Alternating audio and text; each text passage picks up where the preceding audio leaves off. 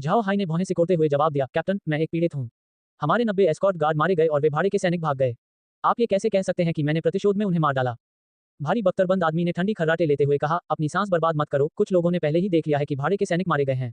मुझे संदेह है कि तुमने उन्हें मार डाला है, अब मेरे साथ आओ। झाओ हाई ने उस आदमी की ओर उदासीनता से देखा, कप्तान, मुझे लगता है कि आप नहीं जानते कि आप क्या कर रहे हैं। मैं इस महाद्वीप का एक कुलीन व्यक्ति हूँ, इस महाद्वीप का एक मान्यता प्राप्त कुलीन व्यक्ति हूँ। आपको मुझ पर अनुचित संदेह करने का कोई अधिकार नहीं है। अब बाहर निकलो, नहीं तो मैं तुम्हारे साथ विनम्र नहीं रहूंगा। बख्तरबंद आदमी की नजर भी ठंडी हो गई, तो आप सहयोग करने का इरादा नहीं रखते हैं, तो इसके लिए मुझे दोष न दें। इससे पहले कि वह अपनी बात पूरी करता, झाओ हाई ने पहले ही उसके रास्ते में एक आग का गोला भेज दिया। झाओ हाई ने सैनिक की ओर देखते हुए कहा, बातचीत में बहुत अधिक समय बर्बाद करते हुए मैं पहला कदम भी उठा सकता हूँ। शू, जाओ उन्हें मार डालो। शू तुरंत कई छायाओं में बदल गया और होटल के बाहर सैनिकों के समूह की ओर बढ़ गया। हैवी आर्मर यूनिट के सैनिकों ने नहीं सोचा था कि झाओ हाई पहली कार्रवाई करेगा, इसलिए वे तैयार नहीं थे। वास्तव में ये सैनिक शहरों के अंदर संघर्ष के लिए उपयुक्त नहीं थे। उनके भारी कवचों के साथ आगे बढ़ना बहुत असुविधाजनक हो गया। यदि उन्हें किसी व्यक्ति का पीछा करने की आवश्यकता होती तो वे उसे पकड़ नहीं पाते। यदि इन भारी पैदल सेना का उपयोग युद्ध के मैदान में किया जाता तो वे अभेद्य दीवारें बन जाती, यहाँ तक कि घुड़सवार सेना के हमले का सामना करने में भी सक्षम होती। लेकिन उनकी गतिशीलता ऐसी चीज नहीं है जिसके बारे में वे डींगे मार सकें। जिस व्यक्ति ने झाओ हाई से बात की थी वह तुरंत आग के गोले से मारा गया। शू लगभग तुरंत ही 1000 छायाओं में परिवर्तित हो गया और भारी बख्तरबंद सैनिकों के सामने प्रकट हो गया।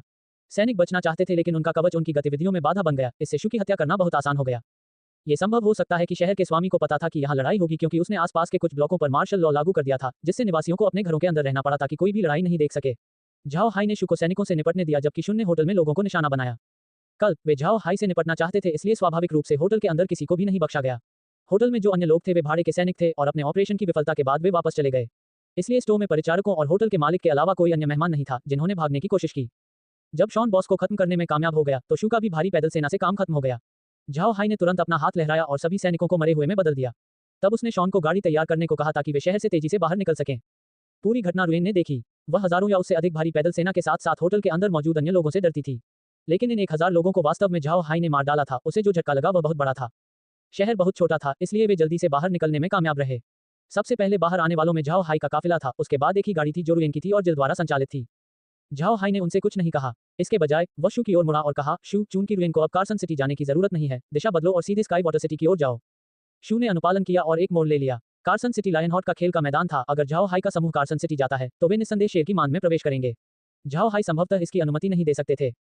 उसने शुरू में सोचा था कि लायनहॉर्ट रुएन की स्थिति का सम्मान करेगा और उसे नहीं छुएगा। रुएन एक ग्रैंड ड्यूक की बेटी थी, लेकिन झाओ हाई को उम्मीद नहीं थी कि लायनहॉर्ट को इस तथ्य की परवाह नहीं होगी और उसने तुरंत युवा महिला को शामिल करने की योजना बनाई। इस मामले में अगर झाओ हाई ने रुएन को कार्सन सिटी जाने के लिए मजबूर किया तो वह उसे केवल उसकी मौत के लिए भेज रहा होगा। झाओ हाई को यह भी पता था कि जब तक वे रोसेन साम्राज्य के अंदर थे उनके ठिकाने को छिपाना असंभव था। इसलिए उसने अपनी हरकतें नहीं छिपाई, लेकिन फिर भी वह किसी शहर के अंदर नहीं रुका और आराम करने के लिए हमेशा बाहर ही रहता था। अगले दिनों में झाओ हाई का समूह हमेशा बाहर आराम करता था। रोसेन एम्पायर के अंदर बाहर रहना बिल्कुल सामान्य था जैसा कि वे करते थे। तो औसत व्यक्ति के लिए झाओ हाई का समूह जो कर रहा था वह अजीब नहीं था। लेकिन झाओ हाई की स्थिति काफी खास थी। लगभग हर रात कुछ लोग जाते और उन पर हमला करते। कभी कभी वे भाड़े के सैनिक होते थे, कभी कभी वे शहर की चौकी होते थे। उनके पास ज्यादा देर तक रुकने का समय नहीं था। झाओ हाई को इसकी आदत हो गई। जब वे अपनी गाड़ियों के अंदर चल रहे होते थे तो वे सो जाते थे। शाम को वे हमलावरों से लड़ रहे होंगे। वे जहां भी जाते उन पर हमला हो जाता, जिससे रुएन और भी भयभीत हो जाता। यात्रा करने और हत्या करने का यह सिलसिला 7 दिनों तक चलता रहा, लेकिन फिर भी वे शैली होटल वाला कोई शहर नहीं ढूंढ पाए। इसके अलावा इन 7 दिनों के दौरान झाओ हाई आश्चर्यजनक रूप से 5000 लोगों को मारने में कामयाब रहा था। मरे हुए झाओ हाई की एकत्र की गई मात्रा को देखकर रुएन को लगा कि उसके बाल कड़े हो गए हैं। उसके लिए झाओ हाई का नाम शैतान का पर्याय बन गया। झाओ हाई भी बहुत अधीर हो गए। लायनहॉर्ट उनसे निपटने के लिए आधिकारिक साधनों का उपयोग करने में असमर्थ होने के कारण उसने किसी शहर में प्रवेश करने की हिम्मत नहीं की। वह रोसेन साम्राज्य की न्यायिक व्यवस्था का सामना नहीं करना चाहता था। यदि ऐसा हुआ तो उनका प्रदर्शन अच्छा नहीं रहेगा। अब जब झाओ हाई को लायनहॉर्ट ने निशाना बनाया तो अन्य सिटी लॉर्ड्स भी इसमें शामिल हो गए। रोसेन साम्राज्य ने उचित आदेश जारी नहीं किया। यह मामला झाओ हाई के लिए बहुत फायदेमंद था। जब तक उसे गिरफ्तारी का आदेश जारी नहीं किया जाता वह पूरे रोसेन साम्राज्य का दुश्मन नहीं बनेगा। भले ही ग्रैंड ड्यूक शक्तिशाली और प्रभावशाली था, उसके दुश्मन भी थे। उनके लिए झाओ हाई का पागलपन से पीछा करना एक बयान देने के अलावा और कुछ नहीं था। वह चाहता है कि अन्य लोग जो उसकी शक्ति चाहते हैं उन्हें पता चले कि उसके साथ खिलवाड़ करना आसान नहीं था। लेकिन ग्रैंड ड्यूक लायनहॉर्ट ने सपने में भी यह उम्मीद नहीं की थी कि झाओ हाई चबाने के लिए एक कठोर हड्डी बन जाएगी। उसने बहुत सारे लोगों को भेजा और शहर के सरदारों से भी उसकी मदद ली, लेकिन फिर भी वह झाओ हाई को खत्म नहीं कर सका। अब झाओ हाई उनके पक्ष में कांटा बन गया है। जब तक झाओ हाई जीवित रहेगा ग्रैंड ड्यूक लायनहॉर्ट अच्छी तरह से आराम नहीं कर पाएगा। उसके आसपास के अन्य लोग एक व्यक्ति से निपटने में असमर्थ होने के कारण उसे उपहास भरी दृष्टि से देखते थे। ग्रैंड ड्यूक लायनहॉर्ट को पिछले कुछ वर्षों से काफी पसंद किया जा रहा था।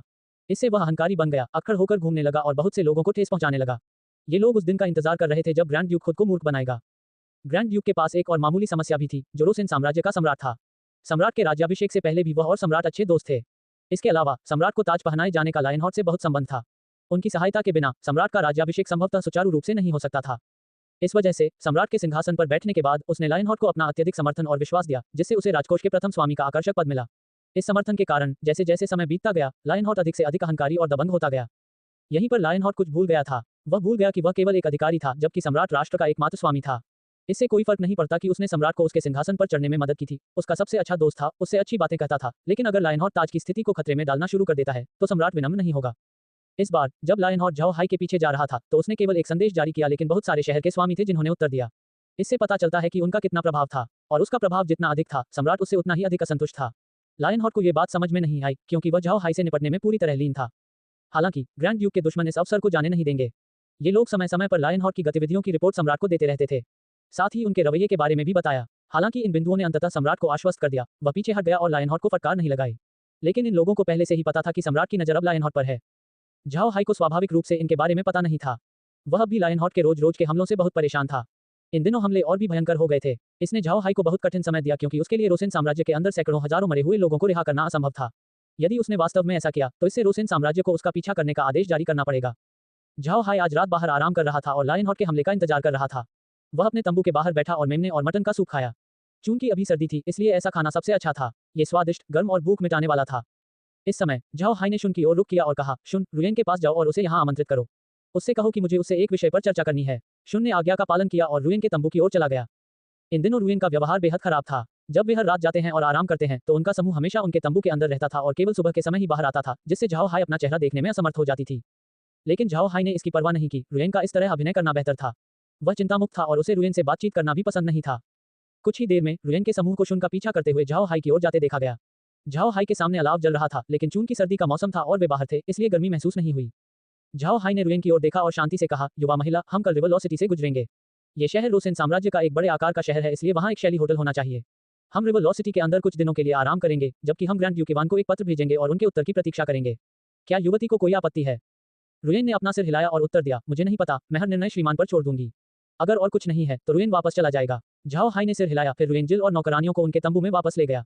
इस समय खुरों की आवाज सुनी जा सकती थी, जिससे झाओ हाई और अन्य लोग सावधान हो गए। झाओ हाई और अन्य लोग पिछले कुछ दिनों से इसके आदी हो चुके थे।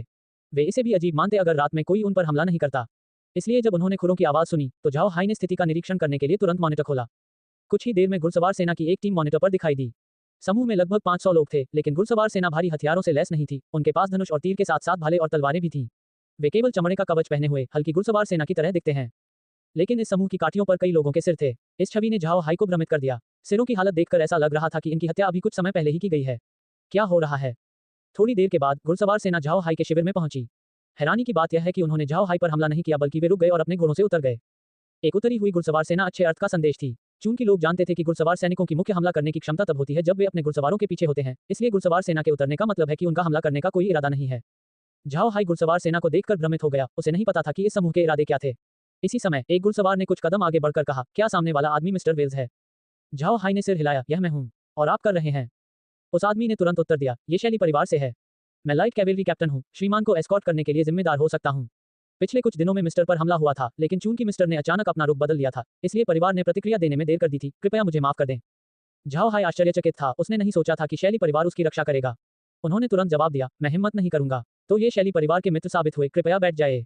शुन, शू, जाओ इन भाइयों के लिए कुछ मेमना और कुछ मटन सूप तैयार करो।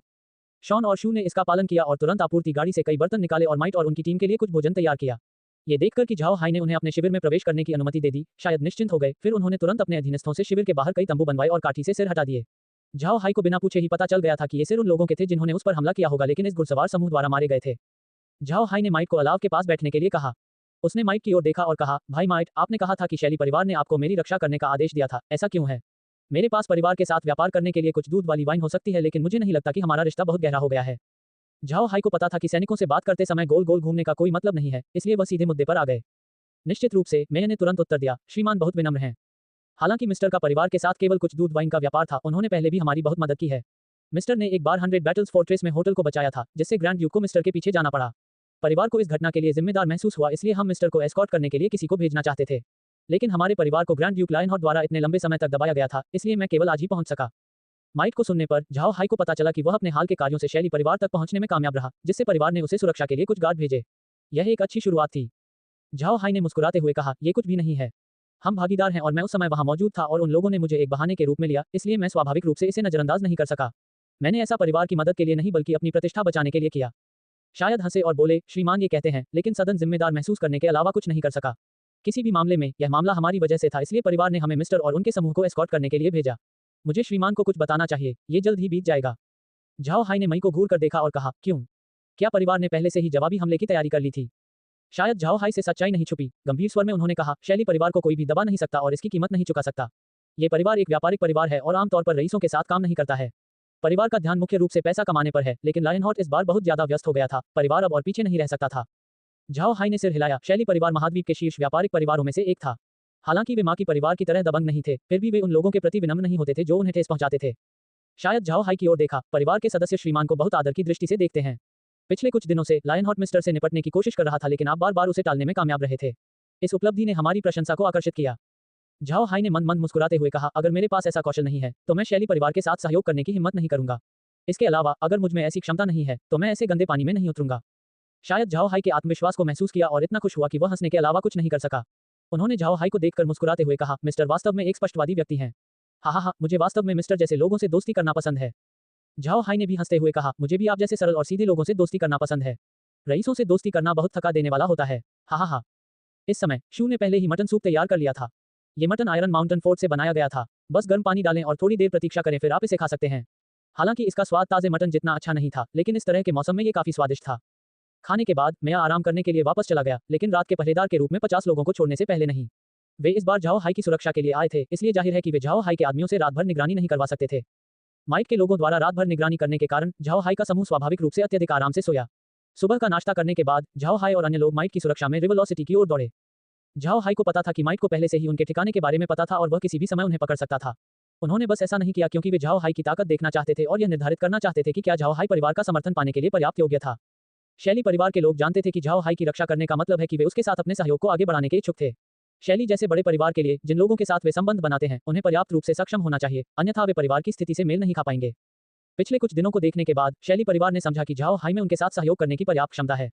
इस प्रकार पराक्रम प्रकट हुआ। झाओ हाई आज अपनी गाड़ी के अंदर नहीं बैठे, बल्कि गाड़ी के बाहर बेंच पर खड़े रहे।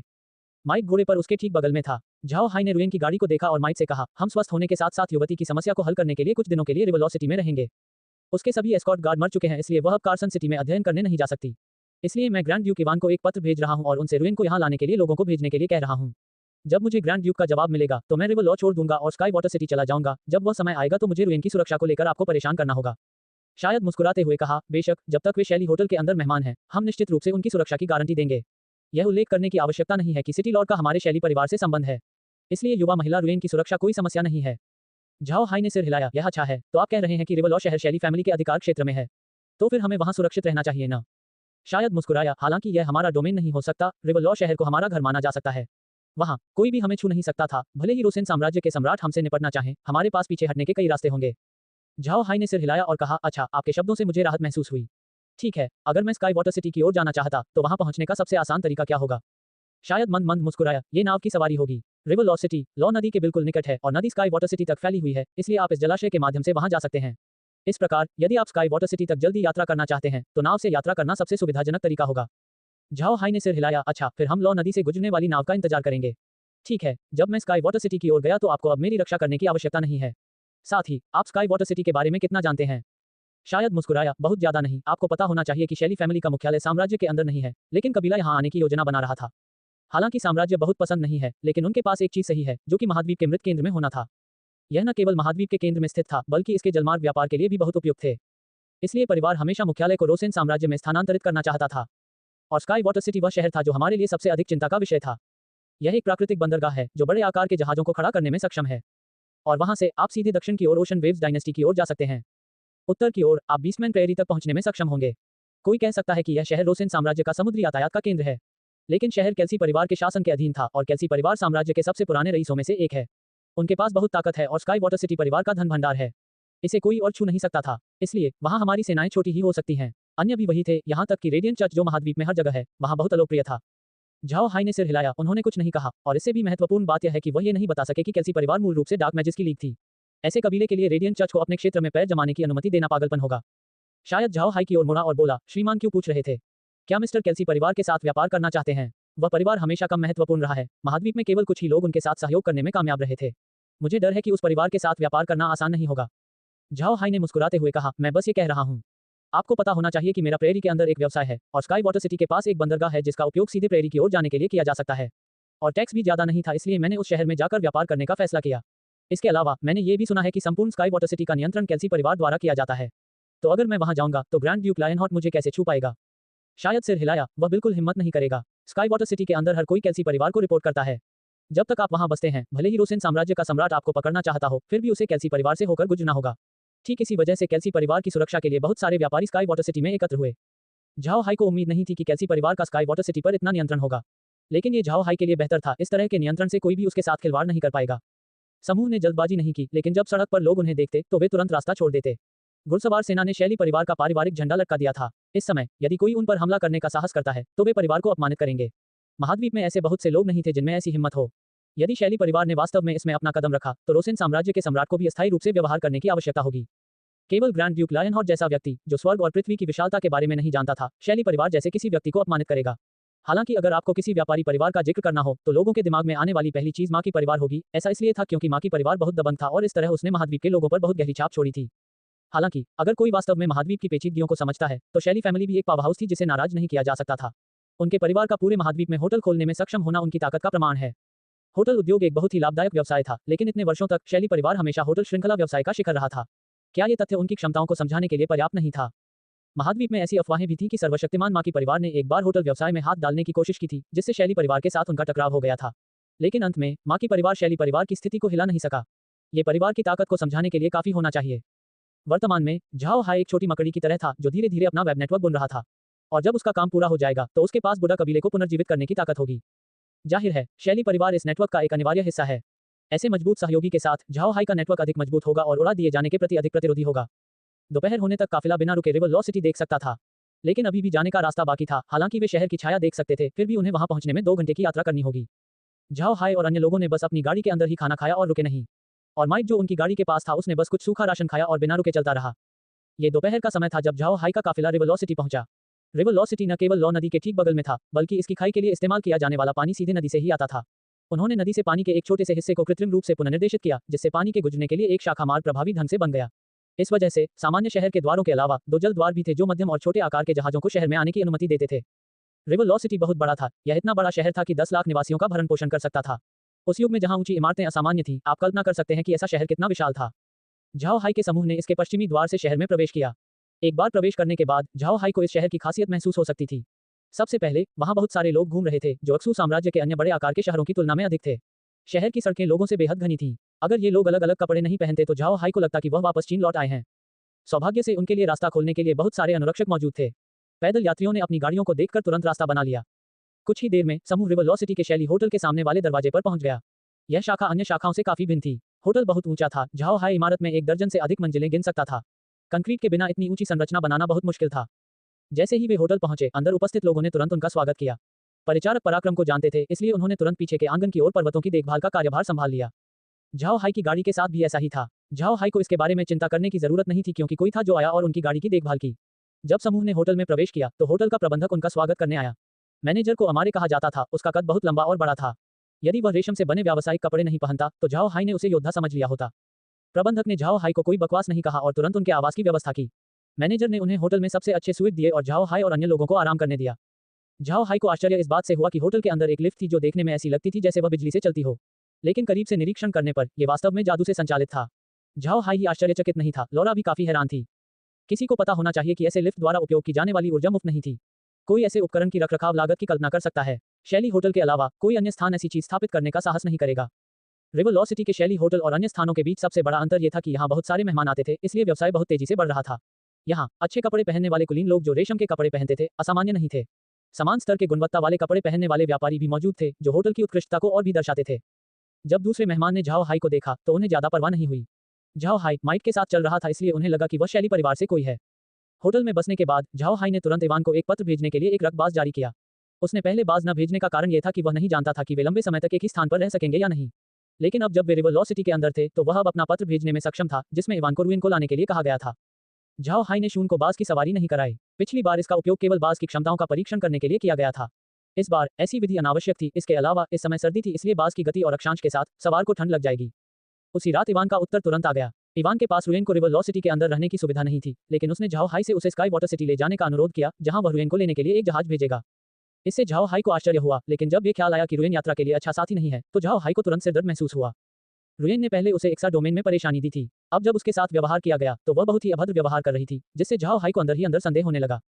अगली सुबह जब झाओ हाई और अन्य लोगों ने नाश्ता किया, तो उसने रुएन को उसके लिए इवान की योजना के बारे में बताया। तब झाओ हाई ने माइट से सवारी के लिए एक जहाज की व्यवस्था करने में मदद करने के लिए कहा। माइट जैसे व्यक्ति के लिए ऐसा मामला करना बेहद आसान था, लेकिन फिर भी वे आज नहीं जा सके, अगला दिन तो होगा ही। झाओ हाई को कोई आपत्ति नहीं थी। हालांकि स्काई वाटर सिटी की ओर जाने वाले जहाज थे, लेकिन वे किसी एक पर भी नहीं चढ़ सकते थे। ऐसे जहाज थे जो समुद्री डाकुओं के लिए बहुत आकर्षक थे, इसलिए किसी भी जहाज को चुन लेना कोई बुद्धिमानी की बात नहीं थी। हालांकि झाओ हाई उनसे नहीं डरता था, लेकिन शायद वह ऐसा होने नहीं दे सकता था। झाओ हाई ने उनसे उनके लिए एक जहाज तैयार करने का अनुरोध किया, इसलिए यदि उनके जहाज पर समुद्री डाकुओं द्वारा हमला किया गया, तो यह उनकी प्रतिष्ठा के लिए बदसूरत होगा। चूंकि वे एक और दिन रिवर लॉ सिटी के अंदर रुकने वाले थे, झाओ हाई सिर्फ अपने होटल के कमरे के अंदर नहीं छुपे। वह शहर में घूमने गया और साथ ही बहुत सारी चीजें खरीदी। उनमें से अधिकांश ऐसी चीजें थीं जिनकी प्रेरी के लोगों को जरूरत होगी। मैदानी इलाकों में लोगों को सबसे ज्यादा किस चीज की जरूरत है? पहले अनाज था, दूसरा था नमक और तीसरा था लोहा। कहने की जरूरत नहीं है कि घास के मैदानों में अनाज की सबसे ज्यादा कमी थी, उसके बाद नमक की। पशुपालकों को नमक खाना जितना पसंद था, लोहे के प्रति उनकी भूख उतनी ही थी। किसी को पता होना चाहिए कि घास के मैदानों से लोहा प्राप्त करने का कोई रास्ता नहीं था, इसलिए प्रेरी के अंदर सभी लोहे के सामान संभवतः मानव क्षेत्र से लाए गए थे। लेकिन मनुष्यों के बीच इन तीनों की उतनी तत्काल आवश्यकता नहीं थी। और चूंकि झाओ हाई पहले से ही हर दिन स्वयं भोजन और अनाज का उत्पादन करता है, इसलिए उसने केवल नमक और लोहे के साथ साथ अन्य विविध जीवित वस्तुएं खरीदी। चूंकि वह काफी समय तक घास के मैदान के अंदर रहा, इसलिए उसे पहले से ही पता था कि उस जगह के लोगों को सबसे ज्यादा क्या चाहिए। और लॉरा की मदद से झाओ हाई को चिंता नहीं हुई कि वह कोई ऐसी चीज खरीद सकता है जो बेकार थी। झाओ हाई की हरकतों के बारे में शायद कुछ नहीं कहा। वैसे भी एक व्यवसायी संभवतः यही करता होगा। यदि कोई व्यापारी केवल लड़ने के बारे में सोचता है और पैसा नहीं कमाता, तो वह किस प्रकार का व्यापारी होगा? अगले दिन झाओ हाई और अन्य लोगों ने अपना नाश्ता किया और जाने के लिए तैयार हुए। शहर की गोदी के ठीक बाहर एक जहाज स्काई वाटर शहर की ओर जा रहा था, जिसे शैली परिवार अच्छी तरह से जानता था, इसलिए समूह उस जहाज पर चढ़ गया। जब वे गोदी पर पहुंचे, तो झाओ हाई हैरान रह गए। उसने सचमुच शहर के घाट को कमतर आंका। वहां 1000 से कम बड़े से लेकर छोटे आकार के जहाज खड़े थे।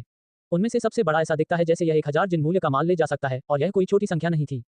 ये सौभाग्य की बात थी कि लॉ नदी की सतह बहुत चौड़ी थी, जबकि इसकी गहराई भी काफी थी। अन्यथा यह इतनी संख्या में जहाजों को समायोजित करने में सक्षम नहीं होगा। झाओ हाई और अन्य लोग गोदी पर सबसे बड़े जहाज पर चढ़ गए। जहाज बहुत बड़ा था, यह 1000 टन माल आसानी से ले जा सकता था।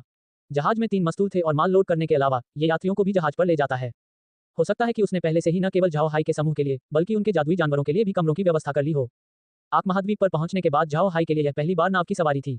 वह पृथ्वी पर वापस एक नाव में सवार हुआ था, लेकिन वह जहाज पहले से ही स्टील का बना हुआ था। वह पहले कभी लकड़ी के जहाज के अंदर नहीं गया था।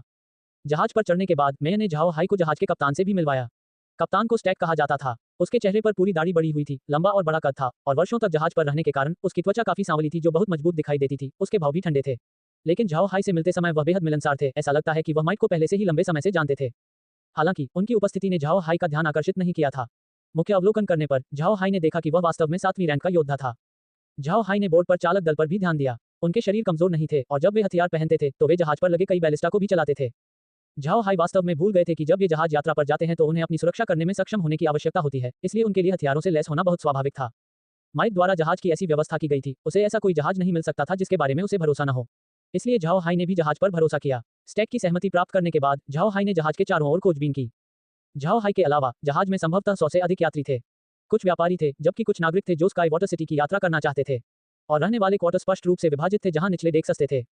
इधर उधर पूछने के बाद झाओ हाई को पता चला कि रिवर लॉ सिटी से स्काई वाटर सिटी तक की यात्रा में जहाज से लगभग 5 दिन लगेंगे, लेकिन अगर उन्हें जमीन से यात्रा करनी हो तो इसमें लगभग आधा महीना या उससे भी अधिक समय लग सकता है। लॉ नदी की सतह चौड़ी थी, इसलिए जहाज ज्यादा हिल नहीं रहा था, लेकिन फिर भी मेघ को समुद्री बीमारी हो गई। झाओ हाई के पास उसे अपने कमरे में वापस लाने और उसे अंतरिक्ष में भेजने के अलावा कोई अन्य विकल्प नहीं था। लॉरा ने अच्छी तरह से यात्रा की थी, इसलिए यह स्वाभाविक था कि उसे समुद्र में बीमार नहीं होना पड़ा। इसके बजाय वह बेहद उत्साही थी और उसने नियर के साथ पूरे जहाज की खोज में झाओ हाई का अनुसरण किया। रुएन हमेशा की तरह व्यवहार कर रही थी और अपने कमरे के अंदर ही रही और बाहर नहीं निकली। यदि यह रुएन की पिछली हरकतें नहीं होती, तो झाओ हाई ने सोचा होता कि वह पागल हो गई है। जब झाओ हाई अपनी यात्रा शुरू कर रहा था, तो वह रुएन को लगभग हर दिन देख सकता था, लेकिन अब रुएन दिन के तीनों भोजन अपने कमरे के अंदर खाता है। जब वे गाड़ी के अंदर थे, तो वह उसे देख नहीं पाया। यहाँ तक कि जब वे यात्रा के दौरान अपने तंबू के अंदर रहते थे, तब भी रुएन अंदर ही रहते थे। ऐसा लगता है कि वह झाओ हाई से छिप रही है। इन दिनों झाओ हाई को उसकी आदत हो चुकी थी, लेकिन वह अभी भी कुछ हद तक चिंतित था। उसे डर था कि रुएन को किसी प्रकार की बीमारी हो गई है। ऐसा इसलिए था, उसे नहीं पता था कि वह इवान को अपनी बात कैसे समझाए। इवान का प्रारंभिक उद्देश्य रुएन को यथासंभव झाओ हाई के संपर्क में आने देना था। हालांकि झाओ हाई के पास पहले से ही लॉरा और मेघ थी, लेकिन महाद्वीप में एक से अधिक पत्नियां रखना काफी सामान्य था। झाओ हाई के परिवर्तन को देखने के बाद इवान ने अपनी योजनाएं बनाई। लेकिन ऐसा लगता है कि उनके विचार बर्बाद हो गए। रुयन अक्सर झाओ हाई के संपर्क में नहीं आते थे, तो वे एक दूसरे के साथ सगाई करने पर चर्चा कैसे कर सकते थे। जहाज पर 3 दिनों तक रहने के बाद झाओ हाई को किसी भी असुविधा का अनुभव नहीं हुआ। इसके बजाय वह यात्रियों के बीच काफी दोस्त बनाने में कामयाब रहा और साथ ही स्टैक से और अधिक परिचित हो गया। झाओ हाई स्वाभाविक रूप से एक मतलबी व्यक्ति नहीं था और इस तथ्य को जोड़ते हुए कि जो लोग जहाजों की सवारी करते हैं वे आमतौर पर शराब प्रेमी होते थे, झाओ हाई स्वाभाविक रूप से उसे मिल्क वाइन की आपूर्ति करता था। ये पहली बार था जब स्टैक ने ऐसी शराब पी थी, इसलिए स्वाभाविक रूप से जहाज का कप्तान बहुत खुश था। झाओ हाई द्वारा उत्पादित दूध वाली वाइन अन्य निम्न अल्कोहल स्तर वाली वाइन के समान नहीं थी। वह 40% अल्कोहल सामग्री वाली वाइन बनाने में सक्षम था। इसकी शक्ति का स्वाद चखने के लिए आपको बस एक छोटा घूंट चाहिए। यह उच्च अल्कोहल सामग्री वाली शराब महाद्वीप में पहले कभी नहीं आई थी और स्टैक पहले व्यक्तियों में से एक बन गया था जो इस शराब को पीने में सक्षम थे, लेकिन वह केवल कुछ घूंट लेने के बाद नशे में आने में कामयाब रहे। सौभाग्य से झाओ हाई की वाइन लोगों को हैंगओवर नहीं देती है, इसलिए कप्तान इसे बंद करके सो गया। हालांकि वह पहले ही इतनी कम मात्रा में पी चुका था, स्टैक को झाओ हाई की शराब बहुत पसंद थी। इसका स्वाद बहुत संतुष्टिदायक था, खासकर शराबी स्टैक के लिए। लेकिन झाओ हाई ने उसे उसी प्रकार की शराब नहीं दी, बल्कि उसने दूसरी शराब निकाली, लेकिन उसमें अल्कोहल की मात्रा कम थी। फिर भी स्टैक को यह अभी भी पसंद आया, इसलिए उसने झाओ हाई को इस प्रकार की और वाइन खरीदने के लिए प्रेरित किया। झाओ हाई उदार था और उसने सीधे स्टैक को 50 जिन वाइन दे दी, जिससे स्टैक के मन में झाओ हाई की छाप आसमान छूने लगी। झाओ हाई जहाज के शीर्ष डेक पर खड़ा था और अन्य जहाजों को आते जाते देख रहा था। वह जानता था कि चूंकि लॉ नदी काफी व्यस्त थी, इसलिए जहाज हर समय दिखाई देंगे। वास्तव में ऐसा प्रतीत हुआ कि यह लॉ नदी पूरे रोसेन साम्राज्य की सबसे व्यस्त नदी है। लॉरा झाओ हाई के ठीक बगल में खड़ी थी और दृश्यों को देख रही थी। भाई हाई, हमें बाद में अपने उपयोग के लिए एक जहाज मिल जाए तो कैसा रहेगा? झाओ हाई ने मुस्कुराते हुए कहा, ठीक है, हमें बाद में एक जहाज लेना होगा ताकि हम मैदानी इलाकों तक अधिक आसानी से पहुंच सकें। हम इसका उपयोग बाहर जाने और विशाल समुद्र का अनुभव करने के लिए भी कर सकते हैं। लॉरा मुस्कुराई, अच्छा है, मैं बड़ी हो गई हूं, लेकिन मैं अभी तक समुद्र में नहीं गई थी। मैं वास्तव में देखना चाहता हूं कि यह कैसा दिखता है। झाओ हाई ने फीकी मुस्कान दिखाई, चिंता मत करो, भविष्य में तुम जब चाहो इसे देख पाओगे। हाँ, इस समय झाओ हाई को जहाज में कंपकंपी महसूस हुई। झाओ हाई ने तुरंत सोचा कि कुछ गलत हो गया होगा क्योंकि जहाज का पतवार फिर से हिल गया। ये देखकर कि जहाज की स्थिति सामान्य नहीं थी, स्टैक भी नाव के किनारों की ओर भागा और पानी में करीब से देखा। हालांकि वह नहीं जानता था कि वे क्या खोज रहे थे, झाओ हाई ने भी नदी में देखा। जहाज के ठीक बगल में पानी के नीचे एक अंधेरी छाया थी। छाया का सिर बहुत छोटा नहीं था। झाओ हाई अंधेरे छाया को देखकर भ्रमित दिखे और स्टैक से पूछा, स्टैक, वह क्या है? क्या वह जहाज से टकराया था? स्टैक ने सिर हिलाया, ठीक है, यह जहाज से टकराया था। वह लॉ नदी का अनोखा जादुई जानवर एक एरो कछुआ है। ये जानवर यहाँ कुख्यात हैं, वे बहुत बड़े हैं, उनकी ताकत का उपहास करने लायक नहीं है और उनके खोल बहुत विशेष हैं। इसके सामने लगभग 1 मीटर लंबा एक सींग है जो तलवार जैसा दिखता है। इसके खोल के अलावा इसके पूरे शरीर पर सख्त छिलके भी थी जिनसे निपटना बहुत मुश्किल है। सबसे महत्वपूर्ण बात यह है कि यह कछुआ खुद को जहाजों की ओर तोड़ना पसंद करता है। हमारा जहाज अभी भी सुरक्षित है क्योंकि इसका पतवार मोटा है, इसलिए हमें इस बीच चिंता करने की जरूरत नहीं है। लेकिन अगर ये लगातार जहाज से टकराता रहे तो इसमें छेद होना संभव है। ये खतरनाक होगा, इसलिए हम इसकी अनुमति नहीं दे सकते। झाओ हाई ने उत्सुकता से पूछा, आप क्या करने की योजना बना रहे हैं? इसे हार्पून से गोली मारो, क्या ये प्रभावी है? स्टैक ने सिर हिलाया, हम बस एक चेतावनी शॉट भेजेंगे। ये बात काफी कायरतापूर्ण है। कभी कभी इसे पीछे हटने के लिए केवल कुछ शॉट्स की आवश्यकता होती है, लेकिन यदि संभव हो तो हम इसे पकड़ लेंगे। ये चीज बहुत स्वादिष्ट है। जैसे ही वह ये कह रहा था, स्टैक ने अपने दल को हार्पून तैयार करने का संकेत दिया। जब झाओ हाई ने उन्हें देखा, ये हार्पून महाद्वीप में उपयोग किए जाने वाले बैलिस्टा तीरों से बहुत अलग थे। यहाँ उपयोग किए जाने वाले हार्पून और जमीन पर उपयोग किए जाने वाले हार्पून के बीच अंतर यह था कि वास्तव में उन पर रस्सियां बंधी होती थीं। स्टैक के आदेश के तहत चालक दल ने तेजी से हार्पून को बैलिस्टा पर लोड किया क्योंकि वे लगातार छाया पर गोली चलाते थे, जिससे नदी की सतह पर बड़े पैमाने पर लहरें पैदा होती थीं। जल्द ही जैसे ही कौवे ने भाला को जहाज पर वापस खींचा, पानी पर लाल खून दिखाई देने लगा। इसी समय एक नाविक चिल्लाया, कप्तान, हार्पून किसी चीज से चिपक गया है, संभवतः यह एरो कछुआ है। जैसे ही स्टैक ने यह सुना, वह तुरंत खुश हो गया। उसने उत्तर दिया, वास्तव में जबरदस्त, जल्दी से सब लोग इसे जहाज पर खींचने में मदद करने के लिए आए। फिर चालक दल ने रस्सी खींचने के लिए अपना पूरा प्रयास किया, जबकि झाओ हाई और लॉरा बगल में देख रहे थे। थोड़ी देर के बाद दल हार्पून को सतह पर खींचने में कामयाब रहा। सिरे पर एक तीर कछुआ रस्सी से लटका हुआ था। एरो टर्टल वैसा ही था जैसा स्टैक ने कहा था। ये 5 मीटर लंबा था। इसके सिर पर एक कील थी जो इसके खोल से जुड़ी हुई थी। इसकी त्वचा काफी हद तक मगरमच्छों जैसी थी और बहुत मोटी दिखती थी। लेकिन अंत में स्टैक का हार्पून कछुए के पैर में घुसने में कामयाब रहा। एरो टर्टल के संघर्षों के बावजूद वह खुद को भाला से अलग करने में कामयाब नहीं हुआ। एरो कछुआ बहुत आक्रामक दिखाई देता था। वह दहाड़ने के लिए अक्सर अपना मुंह खोलता था, जिससे झाओ हाई को उसके मुंह के अंदर कुत्ते दिखाई देते थे। ये निश्चित रूप से एक जादुई जानवर था जो मजबूत हमलों में सक्षम था। इस समय एक नाविक कछुए को मारने के लिए एक और गोली तैयार कर रहा था। जीवित रहते हुए जहाज पर चढ़ना बहुत खतरनाक काम था क्योंकि प्राणी के हमले कमजोर नहीं थे। ये देखकर कि नाविक तीर चलाने ही वाला था, झाओ हाई ने तुरंत हस्तक्षेप किया, रुको, गोली मत चलाओ। स्टैक, इस कछुए को मुझे बेचने के बारे में क्या ख्याल है?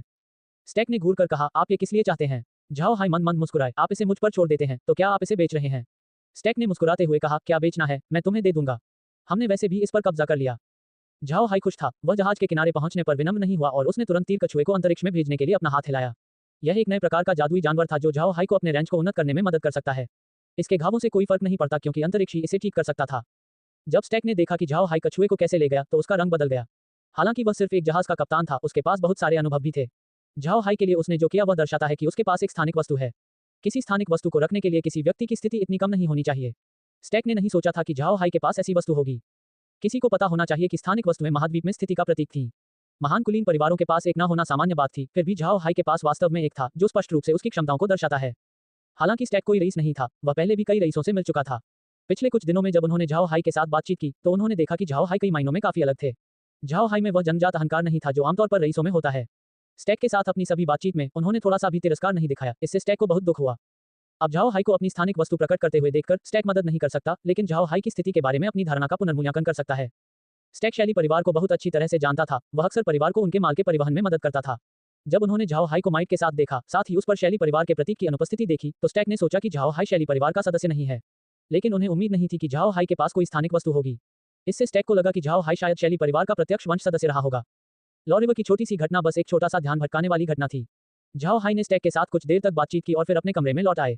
वह जल्दी से ये देखना चाहता है कि एरोटर्टल को लेने के बाद अंतरिक्ष समतल हो गया है या नहीं। वह देखना चाहता था कि जब रैंच 10 के स्तर पर पहुंचेगा तो उसमें क्या बदलाव आएगा। हालांकि यह अफसोस की बात थी कि एरोटर्टल रैंच को 10 के स्तर तक अपग्रेड करने के लिए पर्याप्त नहीं था। ये रैंच के अंदर किसी भी जानवर की तरह ही बन गया।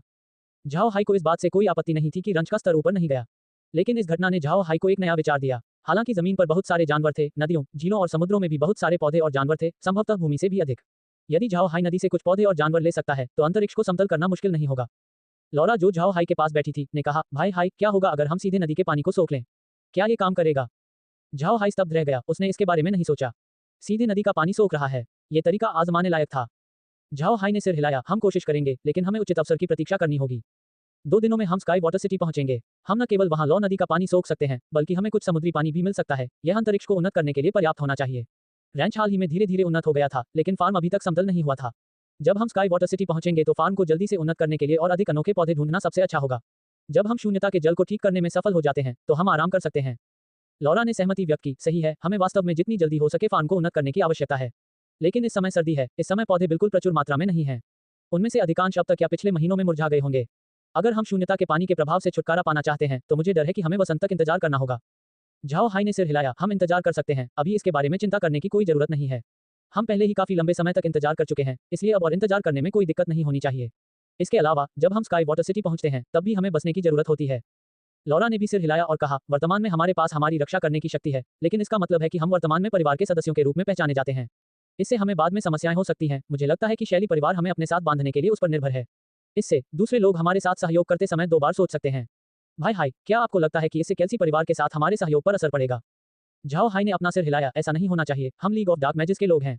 तकनीकी रूप से कैल्सी परिवार के साथ हमारा संबंध शैली परिवार की तुलना में बहुत करीब है, इसलिए उन्हें हमारे इरादों पर संदेह नहीं करना चाहिए। लॉरा ने सिर हिलाया, अगर हम वास्तव में कैल्सी परिवार के साथ रिश्ता बना सकते हैं तो यह निश्चित रूप से हमारे लिए एक अच्छी बात होगी। इस तरह अगर हम भविष्य में अपनी पहचान उजागर करने का फैसला करते हैं तो कोई भी कुछ भी कहने की हिम्मत नहीं करेगा। झाओ हाई ने मुस्कुराते हुए कहा, अगर हम इसका खुलासा नहीं करेंगे तो किसी को पता नहीं चलेगा। हमारा क्षेत्र वैसे भी एक्सू साम्राज्य में है, अगर हम लोगों को बताएंगे कि हम कौन हैं तो हम हमेशा परेशानी में पड़ जाएंगे और यह कष्टप्रद होगा। लॉरा ने सहमति व्यक्त की, हालांकि कयर उन्हें जहरीले कोहरे के अंदर जीवित रहने में मदद कर सकता है, लेकिन ये पूर्ण सुरक्षा नहीं थी। पूरे महाद्वीप में 9वीं रैंक वाले बहुत सारे लोग थे, साथ ही अलग अलग क्षमताओं वाले लोग भी थे। इसके अलावा उन्हें साम्राज्य के पीछे की ताकत को कम नहीं आंकना चाहिए। अभी न केवल वे एक्सू साम्राज्य के दुश्मन हैं, बल्कि अधिक दुर्जय रेडियंट चर्च भी थे। रेडियंट चर्च की क्षमताएं विशाल हैं। इसके अलावा प्रकाश तत्व जादू में ऐसे गुण हैं जो जहरीले कोहरे को दबा सकते हैं। यदि रेडियंट चर्च को वास्तव में झाओ हाई की पहचान पता चल गई तो वे निश्चित रूप से ब्लैक वेस्टलैंड जाएंगे। ये स्थिति वही थी जो झाओ हाई नहीं होना चाहता था। जब झाओ हाई ने देखा कि लॉरा ने कुछ नहीं कहा तो उसने जारी रखा, आपके अधीनस्थ के साथ क्या स्थिति है जो मैदान में गए थे? झाओ हाई स्वाभाविक रूप से लॉरा के अधीनस्थ हताई के बारे में पूछ रहा था जो मैदानी क्षेत्र में था। मूल रूप से झाओ हाई को मैदान में आने पर हताई को देखना था और साथ में वे बीस्ट गॉड सिटी की ओर बढ़ेंगे। लेकिन वेल्स के मामले की वजह से ऐसा नहीं हो सका। हालांकि लॉरा ने फिर भी हताई को अग्रिम पार्टी के रूप में कार्य करने के लिए बीस्ट गॉड सिटी जाने का निर्देश दिया। लॉरा ने सिर हिलाया, मुझे कुछ दिन पहले सूचना मिली, वह पहले ही बीस्ट गॉड सिटी पहुंच चुका है, अब वह वहां की स्थिति को समझ रहा है। झाओ हाई ने सिर हिलाया, यह अच्छा है, वर्तमान में ब्रदर वेल्स वहां हमारा एकमात्र ग्राहक है, परंतु उसका गोत्र अकेला हमारा सारा अनाज नहीं खा सकता। हमें बाद में बीस्ट गॉड सिटी की ओर जाना चाहिए और उम्मीद है कि हम उन विशाल युद्धर कुलों के संपर्क में आएंगे। मुझे लगता है कि कुछ समय के लिए स्काई वाटर सिटी में बसने के बाद हम देखेंगे कि क्या बीस्टमैन प्रेरी की ओर जाने वाला कोई जहाज है, फिर हम उसमें सवार हो जाएंगे। लॉरा ने भौहें चढ़ाते हुए कहा, मुझे लगता है कि हमें मैदानी इलाकों में वापस जाने से पहले वसंत आने तक इंतजार करना चाहिए। इस समय वहां कोई काम धंधा नहीं है, पशुपालकों ने सर्दी से बचने के लिए पहले से ही अनाज तैयार कर लिया है, वहां जाने से समय की बर्बादी होगी। झाओ हाई ने मंद मंद मुस्कुराते हुए कहा, ऐसा इसलिए है क्योंकि सभी व्यापारी सोचते हैं कि हमारे वहां जाने का कोई अवसर नहीं है। कौन जानता है, कोई विशेष घटना घट जाए। ये कहने के बाद मेग ने अचानक मॉनिटर की ओर देखते हुए कहा, यंग मास्टर, कुछ ठीक नहीं है। जहाज का पतवार और अधिक हिलता हुआ प्रतीत हो रहा है। झाओ हाई ने एक पल के लिए देखा और फिर लॉरा के साथ अंतरिक्ष छोड़ दिया। बाहर निकलने पर वह स्पष्ट रूप से जहाज के हिंसक झटकों को महसूस कर सकता था। ये पिछले एरो टर्टल हमले की तरह महसूस हुआ, लेकिन बहुत अधिक तीव्र था। झाओ हाई तुरंत लॉरा के साथ शीर्ष डेक पर पहुंची। नदी की ओर देखते समय स्टैक का चेहरा सख्त था। झाओ हाई जल्दी से अपनी तरफ गया और उसने बहुत सारे एरो कछुए देखे। ये तीर कछुए बिना रुके जहाज को टक्कर मारते प्रतीत होते हैं। जब उन्होंने स्थिति देखी तो झाओ हाई मदद नहीं कर सके, लेकिन भौहें चढ़ गईं और पूछा, स्टैक ये सब क्या है? क्या ये एरो कछुए पागल हो गए थे? स्टैक ने अपना सिर हिलाया और कहा, वे पागल नहीं हैं, लेकिन काफी हद तक एक जैसे हैं। हमारे खिलाफ साजिश रची गई है। एरो कछुए एक प्रकार की लकड़ी पसंद करते हैं जिसे सुगंधित देवदार की लकड़ी के नाम से जाना जाता है। इसलिए जब तक इस सामग्री से बना जहाज लॉ नदी के किनारे यात्रा करेगा, यह अक्सर एरो कछुओं के हमलों से घिरा रहेगा। मेरे जहाज की हाल ही में रिवर लॉ सिटी में मरम्मत की गई थी, इसलिए मुझे संदेह है कि उन्होंने इसे पैच करने के लिए सुगंधित देवदार की लकड़ी का इस्तेमाल किया होगा और फिर इसे पेंट से ढक दिया होगा। पानी छूते ही पेंट तुरंत गिर गया और नीचे की लकड़ी दिखने लगी। एरो कछुओं को इसकी गंध आ गई होगी, इसलिए उन्होंने हमारे जहाज पर हमला कर दिया है। झाओ हाई ने शुरुआत की, फिर जैसे ही उसने माइक को देखा तो उसका रंग बदल गया। शायद उसकी भौहें भी सिकुड़ गईं और जैसे ही उसने झाओ हाई को अपनी ओर देखते देखा तो वह रुका नहीं, बल्कि अपनी भौहें और भी अधिक सिकुड़ लीं। श्रीमान, क्या ये वही है? झाओ हाई ने सिर हिलाया, ऐसा है, मुझे संदेह है कि यह मामला ग्रैंड ड्यूक लायनहॉर्ट का काम है। उसे ऐसा करने में सक्षम होना चाहिए। माइक का चेहरा खराब हो गया, उसे कोई शर्म है। हमसे निपटने के लिए वह जहाज पर मौजूद अन्य लोगों की बलि चढ़ा देगा। झाओ हाई ने अपना सिर हिलाया, ग्रैंड ड्यूक के लिए संपार्श्विक के रूप में दूसरों को मारना महत्वपूर्ण नहीं है, हमारे समूह को खत्म करना महत्वपूर्ण है। जब तक हम जीवित हैं उनका लगातार मजाक उड़ाया जाता रहेगा तो वह इस अवसर को कैसे जाने दे सकते हैं?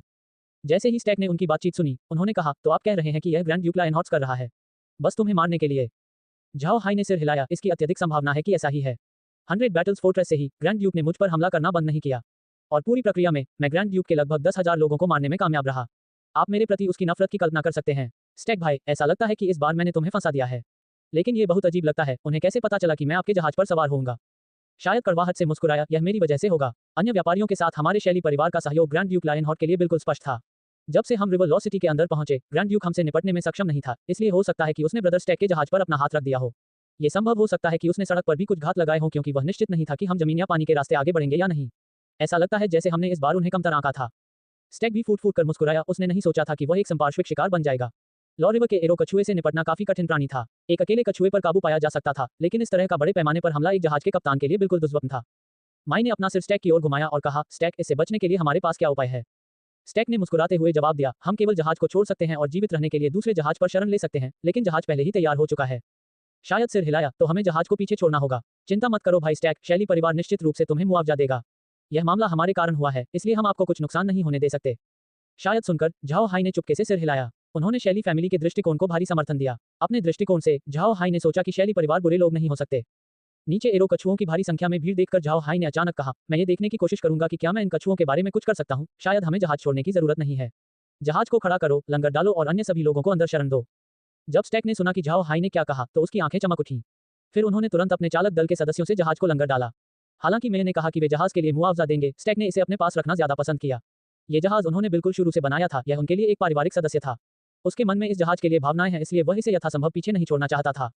हालांकि उन्होंने फिर भी जीवन रक्षक नौकाएं तैयार की। जीवन बचाना कहीं अधिक महत्वपूर्ण था। अब चूंकि नदी में बहुत सारे एरो कछुए थे, इसके आसपास के जहाज आसपास के क्षेत्र को छोड़ चुके थे, इसलिए कोई अन्य जहाज नहीं था जिसे पास से देखा जा सके। इससे झाओ हाई के लिए और अधिक सुविधा भी आई। झाओ हाई की विधि वास्तव में बहुत सरल थी। यह उस पर आधारित था जो लॉरा ने पहले ही सुझाया था कि नदी के पानी को अंतरिक्ष में प्रवेश कराया जाए। ऐसा करने से उसमें मौजूद अन्य जीव भी उसमें चले जाएंगे। स्वाभाविक रूप से ये एरो कछुए अपवाद नहीं थे। जब जहाज ठीक से खड़ा हो गया तो झाओ हाई ने स्टैक की ओर रुख किया और कहा, भाई स्टैक, आपको जहाज को नियंत्रित करने और पालों को पीछे हटाने की जरूरत है। मैं नदी को बहुत हिला दूंगा, इसलिए यदि कुछ गलत हुआ तो जहाज पलट सकता है। स्टैक ने सोचा कि झाओ हाई जल तत्व जादू का उपयोग करेगा, इसलिए उसने और कुछ नहीं पूछा। उसने बस सिर हिलाया और नाविकों को पाल उतारने का आदेश दिया। फिर वह शीर्ष पर गया और जहाज पर नियंत्रण कर लिया। ये देखकर कि वे तैयार थे, झाओ हाई ने तुरंत अपना घोस्ट स्टाफ लहराया और जहाज के किनारे चला गया। फिर जैसे ही उसने कथित तौर पर एक मंत्र बुदबुदाया, उसने कयर को नदी पर एक स्थानिक दरार बनाने और पानी को सीधे अवशोषित करने का आदेश दिया। माइट और स्टैक ने झाओ हाई को ध्यान से देखा, उन्हें नहीं पता था कि झाओ हाई क्या करने का इरादा रखता है। इस समय नदी की सतह पर अचानक एक विशाल स्थानिक दरार प्रकट हुई, जिसने नदी को अपने में समाहित कर लिया। कुछ ही देर में एक विशाल भंवर हर चीज को अपनी ओर खींच रहा था, यहाँ तक कि उस जहाज को भी जिस पर वे सवार थे। माइट और स्टैक भयभीत थे, उन्हें उम्मीद नहीं थी कि झाओ हाई जल तत्व जादू का उपयोग नहीं करेगा।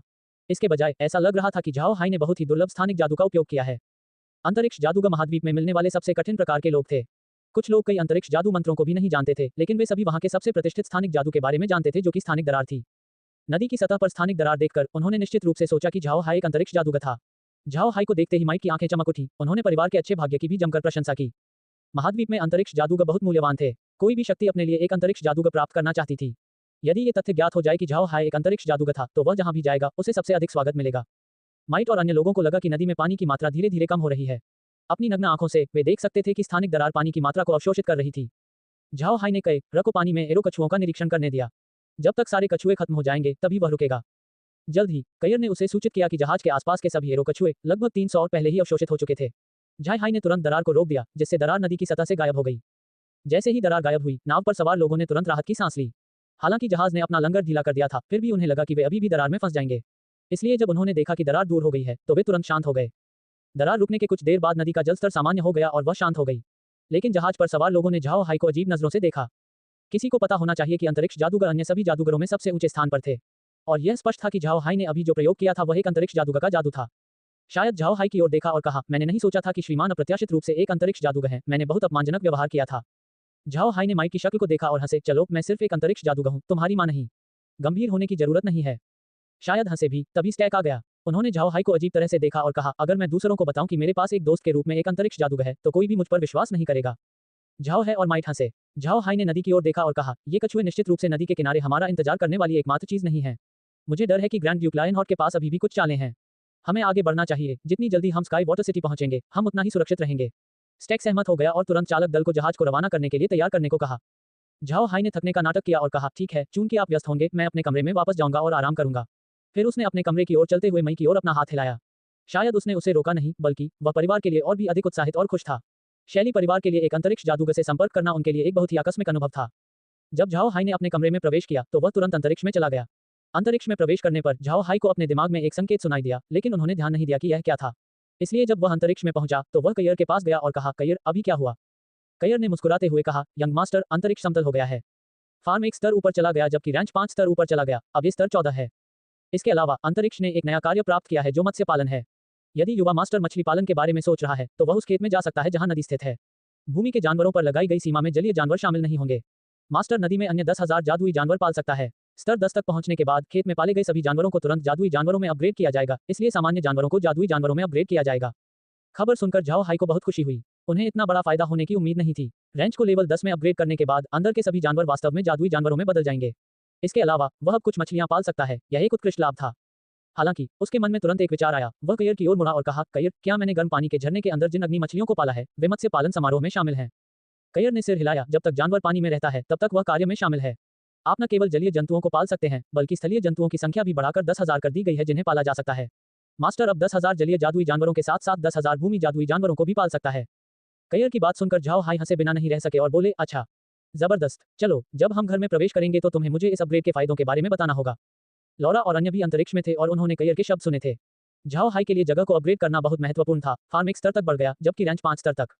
जिस बात ने झाओ हाई को आश्चर्यचकित कर दिया, वह ये थी कि रैंच ने न केवल जानवरों की क्षमता में वृद्धि की, जिन्हें पाला जा सकता था, बल्कि इसने उन सभी को जादुई जानवरों में भी बदल दिया। तथ्य यह है कि रैंच अब कुल 20,000 जानवरों, 10,000 जलीय और 10,000 स्थलीय का भरण पोषण कर सकता है। एक महान परिणाम था। ये जादुई जानवर न केवल झाओ हाई को कुछ आय दिला सकते हैं, बल्कि यह उसकी लड़ने की ताकत को भी काफी बढ़ा सकते हैं। एक और महत्वपूर्ण बात जो कयर ने झाओ हाई को बताई, वह ये थी कि इस बार नदी के पानी की भारी मात्रा को अवशोषित करने के कारण, जिसमें प्लवक के साथ साथ कुछ एकल कोशिका वाले जीव भी शामिल थे, वे अंतरिक्ष के अंदर अपना स्वयं का पारिस्थितिकी तंत्र बनाने में कामयाब रहे, जो कि बहुत अच्छा था। इसके आगे के विकास में सहायक। यदि झाओ हाई ऐसा करता रहा, तो अंतरिक्ष धीरे धीरे अपनी दुनिया में विकसित हो सकता है, एक ऐसी दुनिया जो पूरी तरह से झाओ हाई की है। कयर के शब्दों को सुनकर झाओ हाई को अंतरिक्ष की मुख्य दिशा समझ में आई, जो एक संपूर्ण दुनिया का निर्माण कर रही थी। ये बहुत अच्छा लगा। फिलहाल अंतरिक्ष के अंदर कई चीजें डेटा थी। हालांकि यह झाओ हाई के लिए बहुत सुविधाजनक था, ये भी केवल एक मशीन की तरह काम कर सकता था, सब कुछ बेजान था। यदि अंतरिक्ष एक संपूर्ण विश्व बन जाता है, तो यह प्रचुर जीवन शक्ति से भर जाएगा। कयर ने अभी जो कहा, उसकी संभावनाओं से झाओ हाई उत्साहित हो गए। उन्हें अब अंतरिक्ष के विकास के लिए एक दिशा मिल गई है। हालांकि अभी उसे जिस चीज की जरूरत थी, वह अंतरिक्ष की क्षमताओं का पूरी तरह से उपयोग करना था। झाओ हाई को अपने लिए लड़ने के लिए जादुई जानवरों की जरूरत नहीं थी, वह ऐसा करने के लिए मरे हुए हैं। वर्तमान में जगह का सबसे बड़ा उपयोग उसे आय प्रदान करना था। इसलिए वह वर्तमान में मवेशियों और अर्गाली के साथ साथ कुछ अग्नि मछलियों को पालने को प्राथमिकता दे रहा था, लेकिन उसने उनमें से केवल 5,000 को ही पाला, जबकि अन्य 5,000 का उपयोग कुछ सामान्य स्केललेस मछलियों को पालने के लिए किया गया। यह मछली पूरे महाद्वीप में बहुत आम थी। जब तक ताज़ा पानी था, यह मछली वहां रहेगी। ये वह मछली भी थी जिसे महाद्वीप में मनुष्यों द्वारा सबसे अधिक खाया जाता था।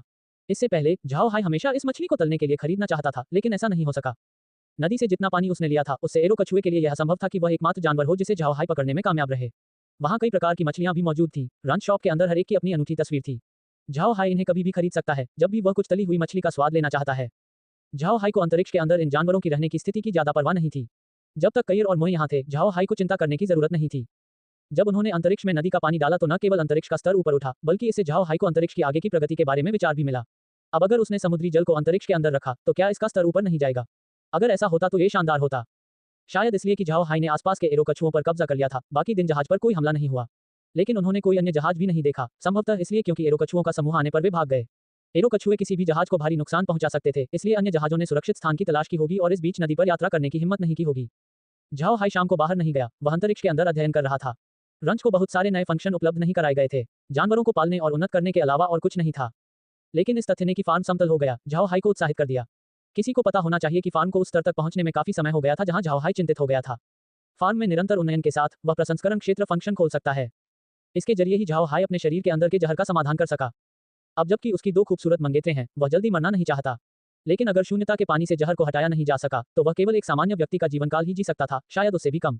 ये ज्ञात था कि महाद्वीप में सामान्य लोग लगभग 80 से 100 वर्ष तक जीवित रहेंगे, जबकि जादू और युद्ध क्यूई वाले लोग 120 वर्ष तक जीवित रह सकते हैं। इसके अलावा झाओ हाई का शरीर एक औसत व्यक्ति की तुलना में कमजोर था। इस दर पर वह केवल 60 या 70 वर्ष की आयु तक ही जीवित रह सकता है। कोई भी लंबा जीवन जीने के बारे में नहीं सोचता, इसलिए झाओ हाई स्वाभाविक रूप से वैसा ही था।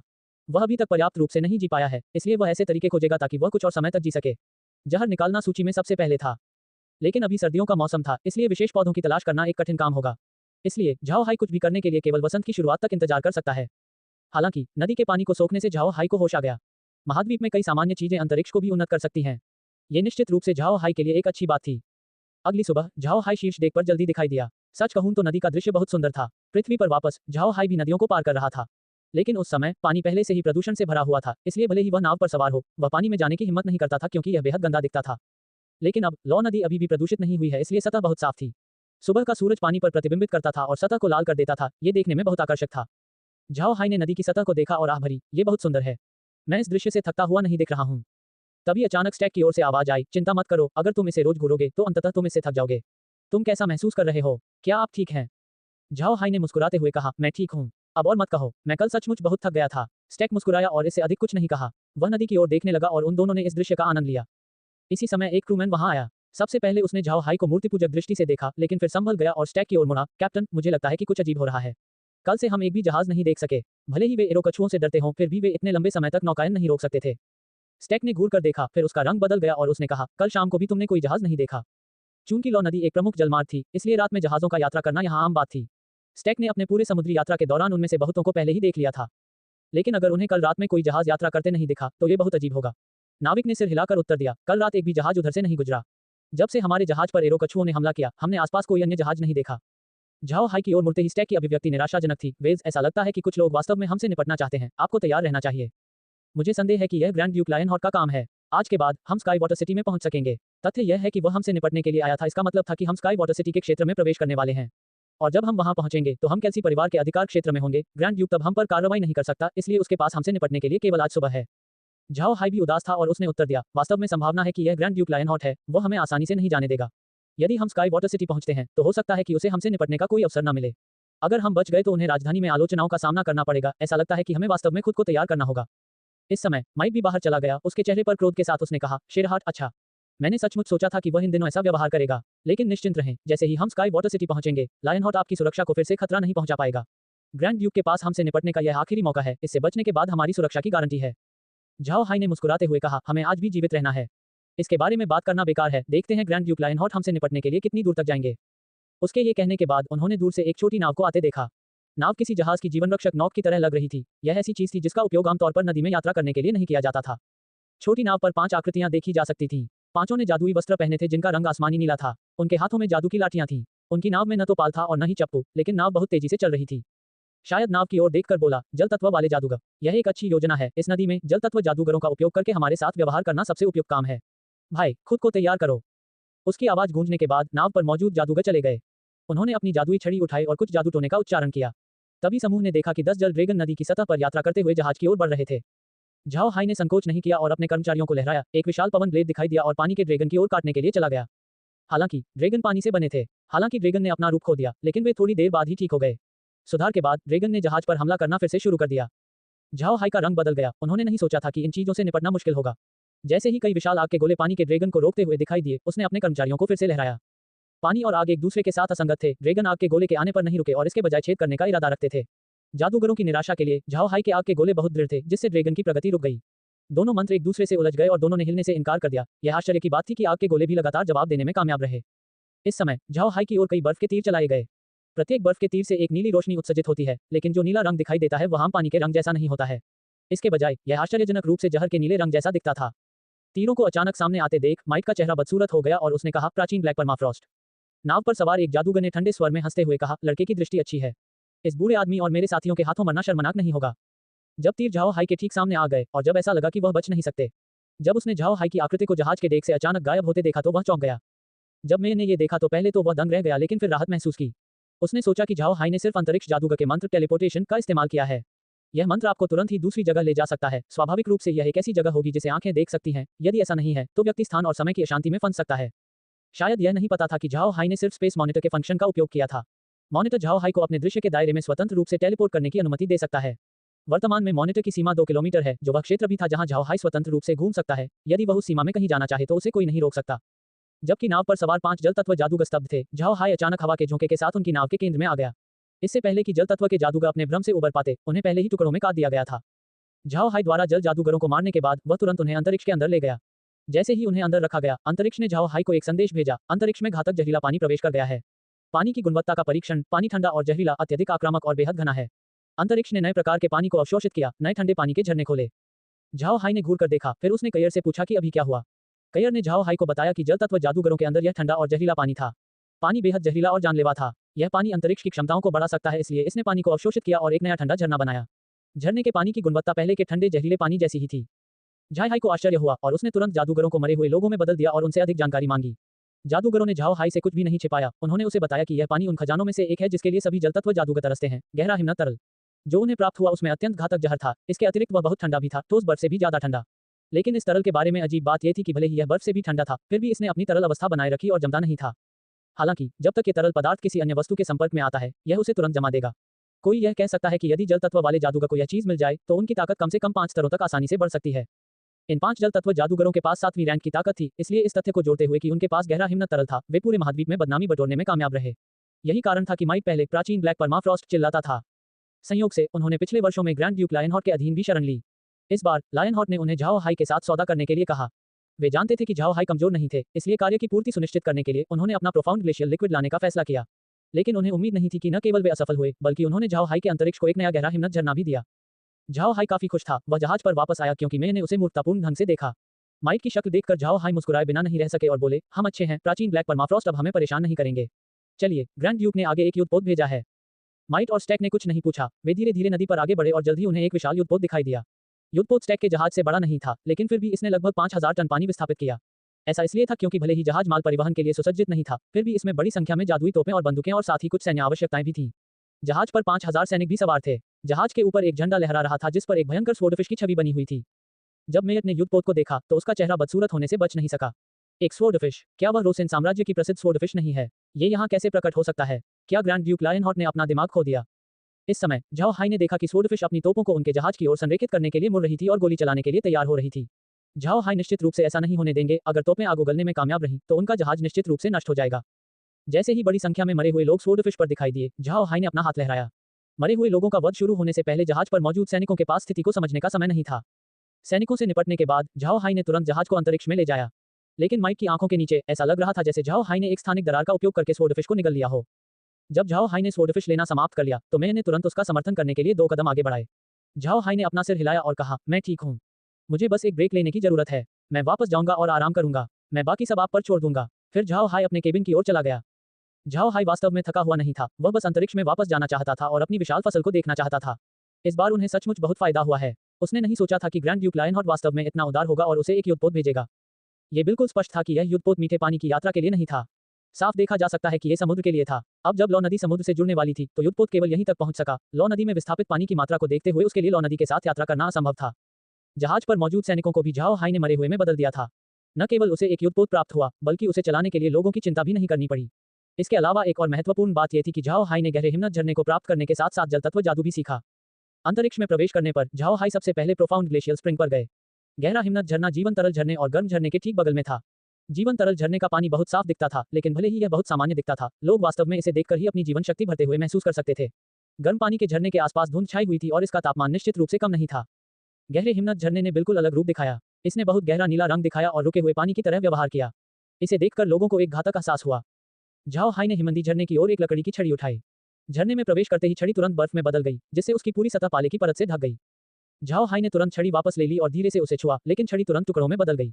झाओ हाई बुदबुदाने के अलावा कुछ नहीं कर सके। मुझे उम्मीद नहीं थी कि यह गहरा हिमनदी तरल इतना शक्तिशाली होगा। अद्भुत। लौरा और अन्य लोगों ने भी सिर हिलाया। उन्होंने नहीं सोचा था कि गहरा हिमनद झरना इतना भयंकर होगा। इसने आश्चर्यजनक रूप से लकड़ी की छड़ी को आसानी से नष्ट कर दिया। इसमें कोई आश्चर्य नहीं कि प्राचीन काले परमाफ्रॉस्ट केवल गहरे हिमनदी तरल पदार्थ के कारण महाद्वीप में बड़े पैमाने पर फैल गए। समूह उस रैंच पर पहुंचा जहां स्वॉर्डफिश थी। रैंच में एक नदी है और अब जब इसका विस्तार हो गया है तो स्वॉर्डफिश इसमें समा गई है। झाओ हाई और अन्य लोगों ने स्वॉर्डफिश को उठाया और उसकी अच्छी तरह से जांच की। स्वॉर्डफिश के अंदर 5000 से अधिक लोग, 120 जादुई तोपें, साथ ही 360 बैलिस्टा थे। जहाज में जीवित वस्तुएं भी थीं, जो 5000 लोगों के लिए 3 महीने तक चलने के लिए पर्याप्त थीं। इससे ये सुनिश्चित होता है कि युद्धपोत काफी समय तक लड़ सकता है। जहाज के डेक 10 स्तर तक पहुंच गए। इसमें कुल 10 मुख्य और माध्यमिक मस्तूल थे, जो 25 समुद्री मील तक पहुंचने के लिए पर्याप्त थे।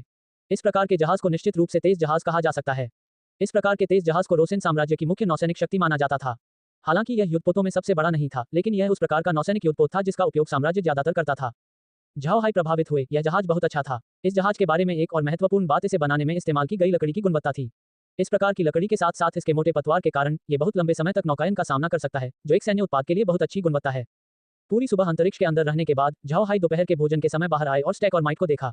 झाओ हाई उनके पास गए और पूछा, क्या हुआ, क्या देख रहे हो, और भी परेशानी है क्या? दोनों ने झाओ हाई को बाहर आते देखा और मुस्कुराए। स्टैक के चेहरे पर बहुत गंभीर मुस्कान थी, जबकि मे के चेहरे पर विस्मय की झलक थी। स्टैक ने मुस्कुराते हुए कहा, ये ठीक है, अब हम स्काई वाटर सिटी के पानी के अंदर हैं। कोई भी इस क्षेत्र पर कुछ भी करने की हिम्मत नहीं करेगा, यहाँ तक कि ग्रैंड ड्यूक लायनहॉर्न भी नहीं। देखना है कि वह कैल्सी फैमिली का स्पेक्टर बैटलशिप है। झाओ हाई ने स्टैक की निगाहों का पीछा किया। उनके जहाज से कुछ ही दूरी पर एक काला युद्धपोत था। जहाज का पूरा शरीर काला था और इसका आकार मीठे पानी की यात्रा के लिए पर्याप्त था। जब वह वहीं रुका तो वह वास्तव में एक भूत की तरह लग रहा था। स्टैक ने आगे कहा, यह मत सोचिए कि कैल्सी परिवार के स्पेक्टर युद्धपोत केवल अपने आकार के कारण स्वॉर्डफिश जहाजों से कमतर हैं। वह जहाज जादुई हमलों के लिए बहुत सुसज्जित है। यदि समुद्र में भूत और स्वॉर्डफिश एक दूसरे का सामना करते हैं तो स्वॉर्डफिश निश्चित रूप से हार जाएगी। झाओ हाई ने पूछा, क्या स्पेक्टर बैटलशिप रोसेन एम्पायर की नौसेना कमान से संबंधित नहीं है? स्टैक ने सिर हिलाया और मुस्कुराया, वे नहीं हैं। ये स्पेक्टर जहाज कैल्सी परिवार के निजी एस्कॉर्ट जहाज हैं, इसलिए वे साम्राज्य से संबंधित नहीं हैं। साम्राज्य में बहुत सारे महान परिवार थे जिनके पास अपना बेड़ा था। इन जहाजों का उपयोग परिवार की ताकत बढ़ाने के साथ साथ इन परिवारों के माल को समुद्र में ले जाने के लिए किया जाता था। उनका उपयोग शायद ही कभी हमले के लिए किया जाता था। वे मुख्य रूप से मालवाहक जहाजों की सुरक्षा के लिए थे। झाओ हाई ने सिर हिलाया, ऐसा लगता है जैसे रोसेन साम्राज्य उसकी अपेक्षा से कहीं अधिक शक्तिशाली था। इन परिवारों द्वारा अपना बेड़ा बनाने से पूरे देश की समग्र ताकत की कल्पना की जा सकती है। आगे की यात्रा सुचारू रही, उन्हें कोई और परेशानी नहीं हुई। वे समय समय पर स्पेक्टर जहाज भी देखते थे। आधे दिन तक नौकायन करने के बाद उन्होंने स्पेक्टर जहाजों की संख्या लगभग 20 देखी। यह कोई छोटी संख्या नहीं थी, ये काफी आश्चर्यजनक थी। जब वे पहुंचे तो उनका जहाज धीमा हो गया। वास्तव में वे मदद नहीं कर सकते थे, लेकिन गति धीमी कर सकते थे। अब नदी के किनारे बहुत सारे जहाज थे। ये बिल्कुल 100 बैटल्स फोर्ट्रेस के जीवंत दृश्य जैसा लग रहा था। हर जगह गोदियां थीं और जहाज अक्सर अपना माल चढ़ाने और उतारने के लिए वहां जाते थे। पूरा क्षेत्र काफी व्यस्त नजर आया। दरअसल सोचा गया था कि खजाने का नाम प्राचीन ब्लैक परमाफ्रॉस्ट था, लेकिन पता चला कि यह वास्तव में उनके समूह का नाम था। मैंने इसे अब और नहीं बदलने का निर्णय लिया क्योंकि यह अभी भी XD में फिट बैठता है। झाओ हाई ने इन गोदियों को देखा और स्टैक की ओर अपना सिर घुमाया। भाई स्टैक, ये गोदियां क्या हैं? क्या ये भी स्काई वाटर सिटी के हैं? स्टैक ने सिर हिलाया, हाँ। हालांकि स्काई वाटर सिटी में एक बहुत अच्छा बंदरगाह है, फिर भी वहां से बहुत सारे जहाज गुजरते हैं। नदी जहाज, समुद्री जहाज, सभी प्रकार के जहाज यहाँ प्रतिदिन आते हैं और वे सभी शहर के अंदर समा नहीं पाते होंगे। हालांकि ये छोटे घाट अभी भी स्काई वाटर सिटी से काफी दूर थे, फिर भी वे जमीन के रास्ते माल का परिवहन कर सकते थे। यह विधि डॉक करने के लिए खाली स्थान की प्रतीक्षा करने से बेहतर है। झाओ हाई ने सिर हिलाया, हाँ, ये वास्तव में काफी दूर है। क्या हम आज शाम स्काई वाटर सिटी पहुंच सकते हैं? स्टैक ने अपना सिर हिलाया, हम आज रात वहां नहीं पहुंच सकते। हम गोदी करने के लिए एक घाट ढूंढेंगे और फिर आराम करेंगे। कल हम स्काई वाटर सिटी पहुंचेंगे। शैली परिवार के पास एक निजी गोदी है, इसलिए हम वहां जा सकते हैं और उतर सकते हैं। हमें कुछ जगह खाली करने के लिए दूसरे जहाज की प्रतीक्षा करने की आवश्यकता नहीं है। झाओ हाई ने सिर हिलाया और साथ ही स्काई वाटर सिटी के अंदर शैली परिवार की ताकतों की समझ विकसित की। अब तक उसने जो कुछ भी सुना था उसके अनुसार स्काई वाटर सिटी धन और समृद्धि का स्थान था। शैली परिवार के लिए वहां अपना निजी बंदरगाह होने का मतलब था कि स्काई वाटर सिटी के अंदर उनका काफी दबदबा था। शाम हो गई और स्टैक ने अपने जहाज को भाड़े के घाट नामक स्थान पर खड़ा कर दिया। नाम से पता चलता है कि घाट पर हर जगह बहुत सारे भाड़े के सैनिक मौजूद थे। कुछ भाड़े के सैनिकों ने जहाजों के लिए गार्ड के रूप में काम किया, जबकि कुछ ने जहाजों और गोदी के बीच माल ढोया। कुली के रूप में एक भाड़े का सैनिक। ये बेतुका लग सकता है, लेकिन ऐसा नहीं है।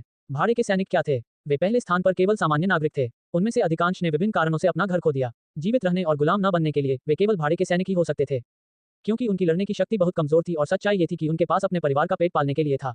वे बहुत खतरनाक कार्य करने का साहस नहीं करेंगे। वे केवल पत्रों के कुरियर जैसे कार्य ही कर सकते हैं। ये कार्य खतरनाक नहीं थे, लेकिन उनका पारिश्रमिक अधिक नहीं था, केवल जीवन यापन के लिए पर्याप्त था। लेकिन चूंकि ये नौकरियां हर दिन उपलब्ध नहीं थी, इसलिए वे और क्या कर सकते थे? वे केवल शारीरिक श्रम ही कर सकते थे, इसलिए आमतौर पर कोई कुली और भाड़े के सैनिकों के बीच अंतर नहीं कर सकता था। इस तरह के घाट जो स्काई वाटर सिटी के बाहर थे और कैल्सी परिवार द्वारा ठीक से प्रबंधित नहीं किए गए थे, बहुत अनियमित थे। अलग अलग पृष्ठभूमि के भाड़े के सैनिकों के एक दूसरे के साथ घुलने मिलने के कारण इन गोदियों का वर्णन करने के लिए केवल एक ही शब्द था, अराजकता। वे बहुत अराजक थे। जब उनका जहाज घाट पर रुका तो स्टैक ने झाओ हाई से कहा कि उनके लिए इस घाट पर न उतरना ही सबसे अच्छा होगा। हालांकि झाओ हाई मजबूत था, दूसरे समूह को भड़काने से कोई फायदा नहीं है। झाओ हाई भी घाट पर नहीं जाना चाहता था। इतना छोटा घाट उनका ध्यान नहीं खींच सका। जैसा कि स्टैक ने बताया था, ये भाड़े के सैनिक काफी असभ्य लोग थे। कौन जानता है कि जब वे लौरा और अन्य जैसी खूबसूरत महिलाओं को देखेंगे तो वे क्या करेंगे। झाओ हाई उत्तर जानना नहीं चाहता था। जहाज पर चढ़ते समय उन्हें भाड़े के सैनिकों के बारे में चिंता करने की जरूरत नहीं थी। भाड़े के सैनिकों के लिए जहाज पर मौजूद लोग उनके भोजन और कपड़ों के प्रदाता थे। कोई भी जानबूझकर केवल परेशानी देखने के लिए जहाज के अंदर नहीं जाएगा। उन्होंने उस रात जहाज के अंदर आराम किया और जब सुबह हुई तो झाओ हाई अंततः स्काई वाटर सिटी की ओर बढ़ गया। 2 घंटे की नौकायन के बाद वे पहले से ही स्काई वाटर सिटी की दीवार को स्पष्ट रूप से देख सकते थे। वे स्काई वाटर सिटी से जितने करीब थे, झाओ हाई उतना ही आश्चर्यचकित हो गया। स्काई वाटर सिटी कितनी बड़ी होगी, इसकी उनकी उम्मीद हवा हो गई। ये शहर रिवर लॉ सिटी से कहीं अधिक बड़ा था। रिवर लॉ शहर में लगभग 1 मिलियन नागरिक हैं, लेकिन ये देखते हुए कि sky water city river law city से 3 गुना बड़ा था, इसकी आबादी संभवतः 3 मिलियन हो सकती है। महाद्वीप में ऐसे बहुत बड़े शहर नहीं थे, और केल्सी परिवार के लिए ऐसे पूरे शहर को नियंत्रित करने में सक्षम होना एक बहुत ही आश्चर्यजनक उपलब्धि थी। किसी को पता होना चाहिए कि रोसेन साम्राज्य के सम्राट भी इस शहर को छू नहीं सके। इससे झाओ हाई को पता चला कि केल्सी परिवार के पास कितनी शक्ति और प्रभाव था। झाओ हाई को विश्वास नहीं था कि रेडियंट चर्च को नहीं पता था कि केल्सी परिवार डार्क मैजिस का परिवार था। रेडियंट चर्च को निश्चित रूप से पता था, लेकिन वे इसके बारे में कुछ नहीं कर सके। इससे केल्सी परिवार और भी अधिक दुर्जय दिखने लगा। इसमें कोई आश्चर्य नहीं कि परिवार लीग ऑफ डार्क मैजिस के भीतर प्रमुख स्तंभ था, केवल उनके पास ही इस प्रकार की ताकत है। जल्द ही जहाज धीरे धीरे स्काई वाटर सिटी के ठीक बगल में एक छोटी गोदी में प्रवेश कर गया। गोदी बड़ी नहीं थी, शायद उसमें उनके जैसे 5 या 6 जहाज आ सकते थे। यह एक छोटा सा घाट था, लेकिन माइक ने झाओ हाई को बताया कि भले ही इसका निर्माण शैली परिवार ने किया था, फिर भी उन्हें हर साल शुल्क के रूप में 10 लाख सोने के सिक्के देने होंगे। यदि वे ऐसा नहीं करते हैं तो केल्सी परिवार इस घाट को जब्त कर लेगा। इस आकार के एक घाट पर प्रति वर्ष 1 मिलियन सोने के सिक्कों की लागत बताती है कि स्काई वाटर सिटी कितना बड़ा खजाना था। केल्सी परिवार के लिए इस शहर पर पूर्ण आधिपत्य पाने के लिए उनके पास निश्चित रूप से जबरदस्त ताकत थी। जब जहाज घाट पर पहुंचा तो झाओ हाई ने देखा कि वहां पहले से ही लोग इंतजार कर रहे थे। इनमें से अधिकांश लोग रेशमी कपड़े पहनते थे जो अधिकतर व्यापारियों द्वारा उपयोग किए जाते थे। वे बहुत विशिष्ट दिखते थे। इन लोगों को देखते हुए मैंने झाओ हाई की ओर अपना सिर घुमाया और कहा, वे हमसे मिलने आए थे। परिवार ने मुझे पहले ही श्रीमान और उनके समूह के साथ अत्यधिक शिष्टाचार से पेश आने का संदेश भेज दिया है। झाओ हाई एक पल के लिए ठिठक गए और फिर अपना सिर हिलाया। ये बहुत ज्यादा है, मैं शायद इसके लायक नहीं हूँ। शायद मंद मंद मुस्कुराया, ये बिल्कुल इसके लायक है। श्रीमान को परिवार के साथ आपके दूध शराब के सहयोग के कारण कष्ट हुआ। श्रीमान निश्चित रूप से इसके लायक हैं। चलो नीचे चलें। झाओ हाई ने कुछ नहीं कहा, वह बस जहाज से उतरने में माइक का पीछा करता रहा। उनकी गाड़ी भी स्वाभाविक रूप से उतार दी गई थी, साथ ही उनके बैल भी। जैसे ही दोनों व्यक्ति घाट पर पहुंचे, व्यापारी पोशाक पहने लोगों ने तुरंत उनका स्वागत किया। जो सामने था वह एक मोटा आदमी था जो लगभग 40 साल का लग रहा था। उन्होंने हंसते हुए झाओ हाई और माइक से कहा, स्काई वाटर सिटी के शैली होटल मैरियट के प्रमुख ने मिस्टर वेल्स और कैप्टन माइक से मुलाकात की है। शायद मैरियट को सलामी भी दी और कहा, मैं हिम्मत नहीं करूंगा, मैनेजर मैरियट बहुत विनम्र हैं। झाओ हाई ने हंसते हुए कहा, मैनेजर मैरियट के आने के लिए ये निश्चित रूप से विनम्र है। मैरियट ने हंसते हुए कहा, मिस्टर बहुत विनम्र हैं, शैली परिवार की मदद करने के लिए अपनी जान जोखिम में डालना, मिस्टर इसके लायक है।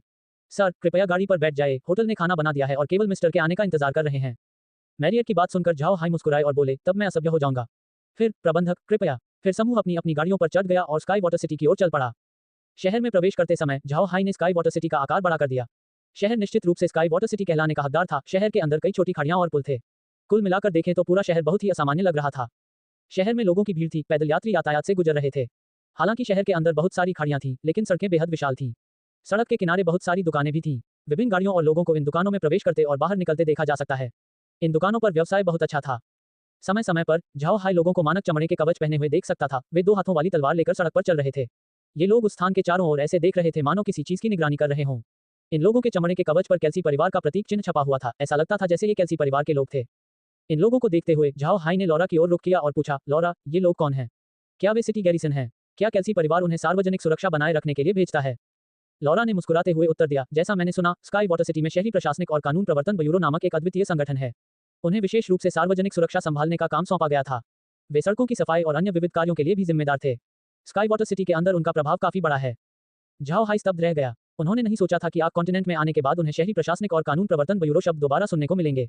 क्या ये बहुत अजीब नहीं है? क्या केल्सी परिवार भी पार कर गया? अन्यथा ऐसा विशिष्ट नाम कैसे उत्पन्न हो सकता है? धीरे से अपना सिर हिलाया और इन बेकार विचारों को बाहर निकाल दिया। झाओ हाई ने शहर के अंदर सब कुछ देखना जारी रखा। ये कहा जाना चाहिए कि sky water city Zhao high द्वारा अब तक देखा गया सबसे समृद्ध शहर था। लेकिन ऐसे शहर को वास्तव में कार्सन सिटी के बाद दूसरे स्थान पर रखा गया था। इससे ये कल्पना करना मुश्किल हो गया कि कार्सन सिटी कैसी दिखती होगी। करीब 1 घंटे की यात्रा के बाद उनकी गाड़ी रुकी। झाओ हाई ने बाहर देखा और देखा कि वे एक ऊंची बहुमंजिला इमारत में पहुंच गए थे। आर्क महाद्वीप पर पहुंचने के बाद झाओ हाई द्वारा देखी गई यह सबसे ऊंची इमारत थी। इमारत के सामने एक बड़ा चौक था जिसके बीच में फूलों की क्यारी थी। फूलों की क्यारी पर शैली परिवार का विभिन्न रंगों के फूलों से बना प्रतीक चिन्ह अंकित था। जैसे ही माइट और मैरियट उसका स्वागत करने आए, झाओ हाई अपनी गाड़ी से उतर गए। मैरियट ने झाओ हाई को प्रणाम किया और कहा, श्रीमान, भोजन और शराब तैयार हैं। आज होटल श्रीमान के साथ हमारा आतिथ्य सत्कार करेगा। झाओ हाई ने हंसते हुए कहा, तो फिर मैनेजर, चलो चलते हैं। मैं भूखा हूँ, मैरियट ने उत्तर दिया। फिर श्रीमान कृपया इस तरह से। फिर ग्रुप एक साथ होटल में दाखिल हुआ। झाओ हाई को नहीं पता था कि वह भ्रम में था या कुछ और।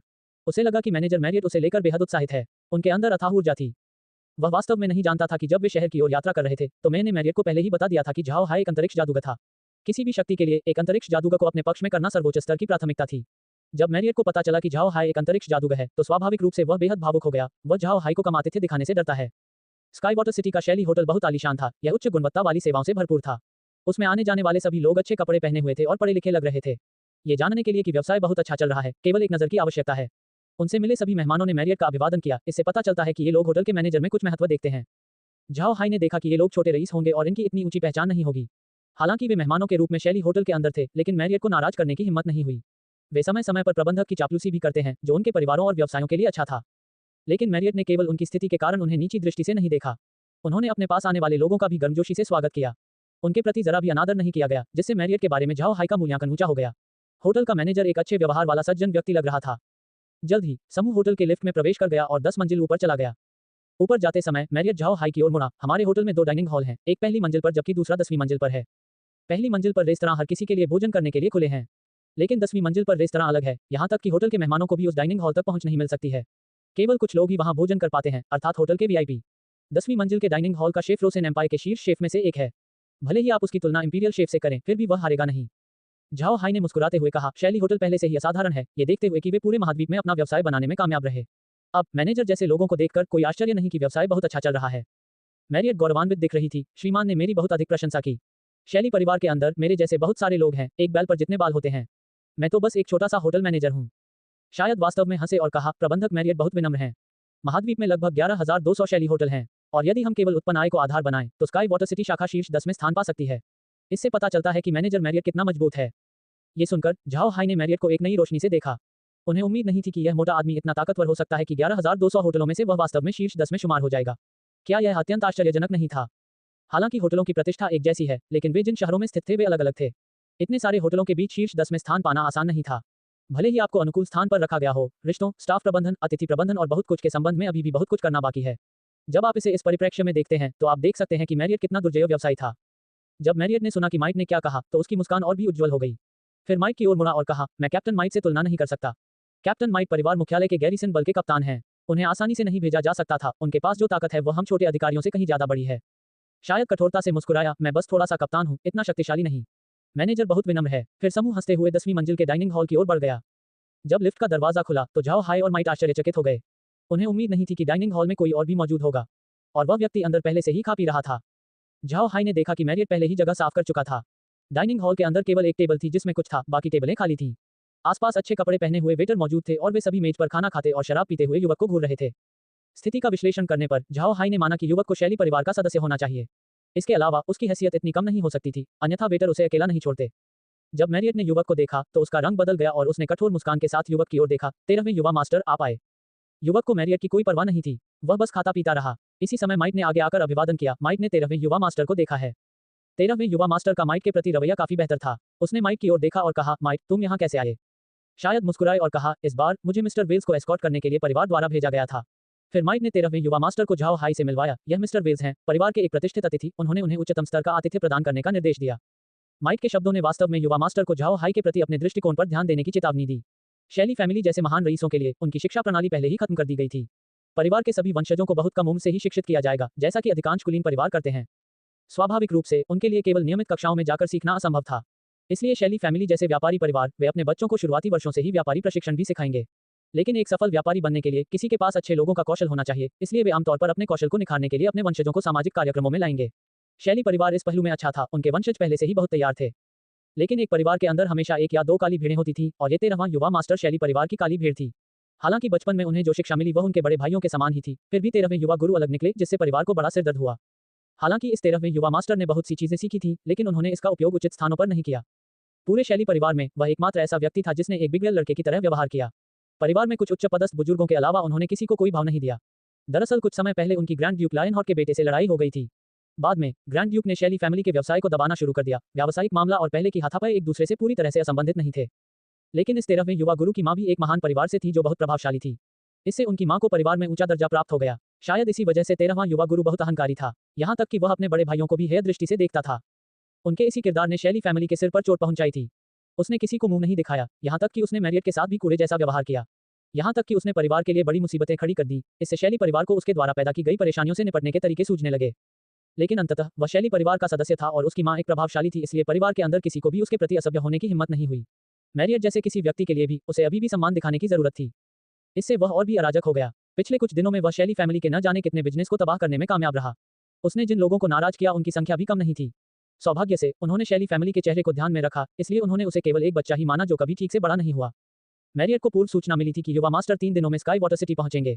उसने सोचा कि इस बार कोई दुर्घटना नहीं होगी, लेकिन उसे उम्मीद नहीं थी कि युवा मास्टर आज प्रकट होंगे। इसके अलावा वह वास्तव में डाइनिंग हॉल में गया और बेरुखी से वह खाना खाया पिया जो उसके लिए नहीं था। मैरियट ने झाओ हाई की ओर देखा, लगता है झाई हाई नाराज नहीं है। उसने बस युवा मास्टर की ओर देखा, इसके अलावा उसकी आंखों से एक मनोरंजक अभिव्यक्ति देखी जा सकती थी। माइक ने पहले जो कहा उसे सुनकर मैरियट उसका आभारी हुए बिना नहीं रह सका। वह परिवार के लिए झाओ हाई के महत्व पर बहुत स्पष्ट थे। अब उन्हें केवल यही उम्मीद थी कि युवा मास्टर झाओ हाई को चेहरा दिखाएंगे और बहुत उपद्रवी व्यवहार नहीं करेंगे। अन्यथा अगर झाओ हाई नाराज हो गए तो ये परिवार के लिए बहुत बड़ी क्षति होगी। माइक द्वारा झाओ हाई का परिचय सुनने के बाद 13वें युवा मास्टर ने कुछ नहीं कहा, लेकिन उनकी आंखों के अंदर का तिरस्कार साफ देखा जा सकता था। दरअसल उन्होंने इसे छुपाने की कोशिश भी नहीं की। उसने माइक की सभी चेतावनियों को नजरअंदाज कर दिया और झाओ हाई को तिरस्कारपूर्वक देखा। लड़के, क्या तुम ये सोचकर यहाँ आए थे कि परिवार तुम्हें मुफ्त भोजन और पे देगा? क्या आपको लगता है कि मेरा शैली परिवार मूर्ख है? झाओ हाई ने युवा मास्टर की ओर देखा और मंद मंद मुस्कुराया। शैली परिवार निश्चित रूप से मूर्ख नहीं है, क्योंकि वे मेरे साथ साझेदारी करना चाहते थे। लेकिन मूर्ख निश्चित रूप से वह है जो बिना ये जाने कि क्या हो रहा है किसी को ठेस पहुंचाता है। 13वें युवा मास्टर का रंग बदल गया, यहाँ तक कि माइक और मैरियट का चेहरा भी बदल गया। वे दोनों युवा मास्टर के स्वभाव को समझते थे। 13वां युवा मास्टर किसी को भी अपने चेहरे पर थप्पड़ मारने की इजाजत नहीं देता था। दोनों ने स्वाभाविक रूप से झाओ हाई की व्यंग्य को सुना जो युवा मास्टर पर निर्देशित था। झाओ हाई ने मूल रूप से कहा कि वह मूर्ख नहीं था बल्कि युवा मास्टर था। निश्चित रूप से युवा मास्टर का चेहरा तुरंत खराब हो गया। उन्होंने झाओ हाई की ओर देखा और उपहास किया। लड़के, मुझे परवाह नहीं है कि तुम कौन हो, लेकिन क्या तुम्हें विश्वास है कि शैली परिवार अभी भी तुम्हारे साथ सहयोग करना जारी रखेगा? क्या आप परिवार द्वारा पीछा किया जाना चाहते हैं? झाओ हाई बस हल्के से मुस्कुराए और जवाब दिया, मुझे विश्वास नहीं होता। क्या आप शैली परिवार के पितामह हैं? क्या आपके पास अधिकार है? यदि आपके आदेश के कारण शैली परिवार ने मेरे साथ अपनी साझेदारी रोक दी है तो इसका मुझसे कोई लेना देना नहीं है। वैसे भी शैली परिवार के पास मेरे लायक कुछ भी नहीं है। 13वें युवा मास्टर का चेहरा बदसूरत हो गया। उसने नहीं सोचा था कि झाओ हाई वास्तव में उसका सामना करेगा। उसने झाओ हाई की ओर उदासीनता से देखा। लड़के, क्या तुम समझ रहे हो कि तुम क्या कह रहे हो? आपने अभी जो कहा उससे ऐसा लगता है कि यह मेरा शैली परिवार ही था जो वास्तव में आपके साथ साझेदारी करने के लिए पहुंचा था। क्या आप यही कहना चाह रहे हैं? झाओ हाई ने मुस्कुराते हुए कहा, मैं बिल्कुल यही कहना चाह रहा हूँ। वैसे भी परिवार के साथ सहयोग करना मेरा इरादा नहीं था, वे ही थे जो सबसे पहले मेरे पास पहुंचे। इसलिए मैं कह सकता हूं कि मैं किसी भी समय उनके साथ सहयोग करना बंद कर सकता हूं और दूसरे साथी की तलाश कर सकता हूं। क्या मैंने अपने आप को ठीक से समझाया? 13वें युवा मास्टर का चेहरा पीला पड़ गया था। वह माइक और मैरियट की ओर मुड़ा और गुस्से से दहाड़ा, क्या तुमने सुना कि उसने क्या कहा? उसे तुरंत यहाँ से बाहर निकालो। माइक और मैरियट केवल एक कड़ी मुस्कान साझा कर सके, उन्होंने कोई कदम नहीं उठाया। झाओ हाई ने इस दृश्य को देखा और इसे मजेदार पाया। वह युवा मास्टर की ओर मुड़ा और कुछ नहीं कहा। उसके चेहरे पर केवल एक मनोरंजक मुस्कान थी जो स्पष्ट रूप से 13वें युवा मास्टर को ताना मार रही थी। 13वें युवा मास्टर ने माइक और मैरियट की ओर देखा और चिल्लाया, तुम मेरी बात नहीं सुनोगे। यह मत भूलो कि मैं विदेशी मामलों का बुजुर्ग हूँ, मुझे तुम्हें आदेश देने का अधिकार है। क्या आप कबीले के आदेशों की अवहेलना करने का साहस करते हैं? किसी परिवार में विदेशी मामलों का कोई बुजुर्ग होना आवश्यक नहीं था। विदेशी मामलों का मामला परिवार के किसी अन्य सदस्य को सौंपा जा सकता था। तो 13वें युवा मास्टर की यह विदेशी मामलों की बड़ी उपाधि एक खाली उपाधि के अलावा और कुछ नहीं थी। हालांकि जैसा कि उन्होंने कहा, उनके पास अभी भी दोनों को आदेश देने के लिए पर्याप्त अधिकार हैं। इस समय मैं कड़वाहट से मुस्कुराया और एक कदम उठाया। तीसरे युवा मास्टर, आपने हाल ही में परिवार से संपर्क नहीं किया है। पितृसत्ता ने पहले ही आपका विदेशी मामलों का वरिष्ठ दर्जा हटा दिया है। उन्होंने ये संदेश भी फैलाया कि जब तक कोई तुम्हें देखे तुरंत तुम्हें घर ले जाए। इस प्रकार अभी आपके पास हमें आदेश देने का कोई अधिकार नहीं है। इसके अलावा मिस्टर वेल्स के साथ परिवार का सहयोग अत्यंत महत्वपूर्ण है। तुम इसे नष्ट नहीं कर पाओगे। 13वां युवा मास्टर स्तब्ध हो गया, फिर उसका चेहरा और भी बदतर हो गया। उसने माइक की ओर देखा और कहा, क्या पिताजी ने वास्तव में विदेशी मामलों के बड़े के रूप में मेरा पद रद्द कर दिया था? मां ने रोका नहीं। माइक ने 13वें युवा मास्टर की ओर दया के भाव से देखा। माइक को यह स्पष्ट था कि उसके सामने ये युवा मास्टर पिछले कुछ दिनों से परिवार के संपर्क में नहीं था।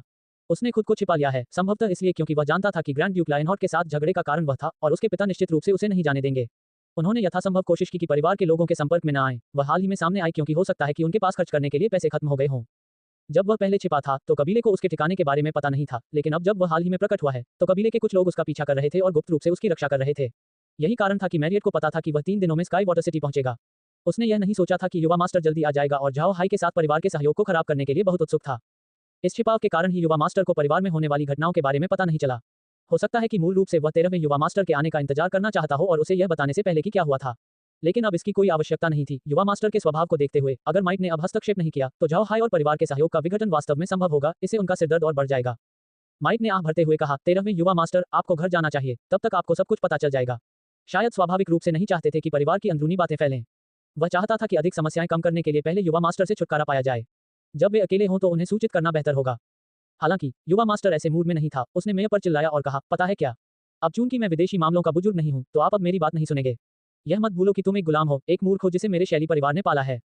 माइक का रंग बदल गया, हालांकि वह शैली परिवार का नौकर था, यहाँ तक कि परिवार के मुखिया ने भी उससे ऐसे शब्द नहीं कहे। माइक ने बदसूरत चेहरे के साथ 13वें युवा मास्टर की ओर देखा और कहा, युवा मास्टर, परिवार को पता चल गया है कि आपकी मां को परिवार को अंदर से नष्ट करने के लिए भेजा गया था। आपने जो व्यवसाय नष्ट किए उनमें आपकी मां के हाथों के कुछ निशान थे। इस बार ये पता चला कि लायनहॉट के साथ आपका झगड़ा आपकी मां द्वारा भी भड़काया गया था। वास्तव में आपकी मां के कबीले और लायनहॉट के कबीले ने वास्तव में मेरे शैली परिवार से निपटने के लिए वर्षों पहले एक गठबंधन बनाया था। अब तो तुम्हारी माता के साथ साथ तुम्हारी माता का कुल भी नष्ट हो चुका है।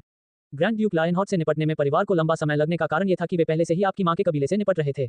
परिवार ने पहले ही आपका नाम रजिस्ट्री से हटा दिया था और आपको पकड़ने का आदेश दिया था ताकि आपको वापस मुख्यालय में कैद कर दिया जाए। 13वें युवा मास्टर का चेहरा बुझे हुए अंगारे की तरह लग रहा था क्योंकि वह एकटक माइक को देख रहा था। फिर उसने कहा, असंभव, कबीले को पहले से ही कैसे पता चल सकता है? मैं पिछले कुछ वर्षों में बहुत सफल रहा हूँ। ऐसा क्यों हुआ? युवा मास्टर की बातें सुनकर शायद व्यंग्य करने से खुद को नहीं रोक सका। ऐसा लगता है कि 13वें युवा मास्टर को पहले से ही अपने अपराधों के बारे में पता था। अच्छा है, मैं युवा मास्टर को पूछताछ से बचाने के लिए परिवार को इसकी सूचना दूंगा। हो सकता है कि परिवार आपके प्रति और भी अधिक उदार हो। अभी के दृश्य को केवल रोलर कोस्टर के रूप में वर्णित किया जा सकता है। झाओ हाई ने सोचा कि उनके द्वारा कहे गए कुछ शब्द वास्तव में शैली परिवार के साथ उनके सहयोग को ध्वस्त कर देंगे। उसने नहीं सोचा था कि स्थिति वास्तव में कोई नाटकीय मोड़ ले लेगी, यह उसकी कल्पना से परे था। मैरियट ने झाओ हाई की ओर देखा जो अभी भी मुस्कुरा रहा था और हल्की मुस्कान के साथ माफी मांगी। मैं वास्तव में इस स्थिति के लिए माफी मांगता हूं, श्रीमान। जब तक हम तैयारी कर रहे हैं, कृपया एक क्षण प्रतीक्षा करें। फिर उसने अपना हाथ हिलाया क्योंकि कुछ लोग तुरंत 13वें युवा मास्टर को लेने के लिए आए। किनारे पर मौजूद वेटरों ने भी मेज साफ की और भोजन और पेय फिर से तैयार किया। झाओ हाई के ठीक पीछे लौरा और अन्य लोग थे जो बहुत स्तब्ध थे। उन्होंने सोचा नहीं था कि आज ऐसा कुछ होगा। झाओ हाई की तरह यह उनकी कल्पना से परे था। जबकि झाओ हेड बैठ गया, लौरा केवल पीछे खड़ी रह सकती थी। झाओ हाई ने लौरा की ओर देखा और फिर अन्य लोग मैरियट की ओर मुड़े। प्रबंधक, क्या आप मेरे लोगों के लिए भोजन की व्यवस्था कर सकते हैं? उन्हें यहाँ रखने की कोई जरूरत नहीं है, बस उन्हें पीछे हट जाने दो। मैं जानता हूँ कि पिछले दिन उनके लिए बहुत कठिन रहे होंगे। मैरियट पहले से ही इस स्थिति का आदी था, इसलिए वह सहमत नहीं था। वह मुस्कुराया और कहा, मैंने श्रीमान के लोगों के प्रति बहुत अशिष्ट व्यवहार किया है, मुझे क्षमा करें। फिर जब एक वेटर लौरा और अन्य लोगों को खाना खाने और आराम करने के लिए ले जा रहा था तो उसने अपना हाथ हिलाया। झाओ हाई को वास्तव में खाना पसंद नहीं था, जबकि लौरा और अन्य लोग बस देखते रहते थे। इससे उसका हृदय बेचैन हो गया और क्षमा प्रार्थी हो गया, इसलिए उसने उन्हें दूसरी जगह जाकर आराम करने को कहा। डाइनिंग हॉल के अंदर केवल झाओ हाई, माइट और मैरियट बचे थे। शायद झाओ हाई की ओर देखा और मुस्कुराया, मिस्टर नाराज नहीं है? झाओ हाई ने मुस्कुराते हुए कहा, यह मामला मेरे गुस्सा होने लायक नहीं है।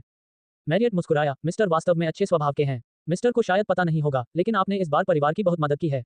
क्योंकि ग्रैंड ड्यूक लायनहॉट आपसे निपटने में बहुत व्यस्त था, परिवार के पास अपने दूसरे दुश्मन की देखभाल करने का मौका था।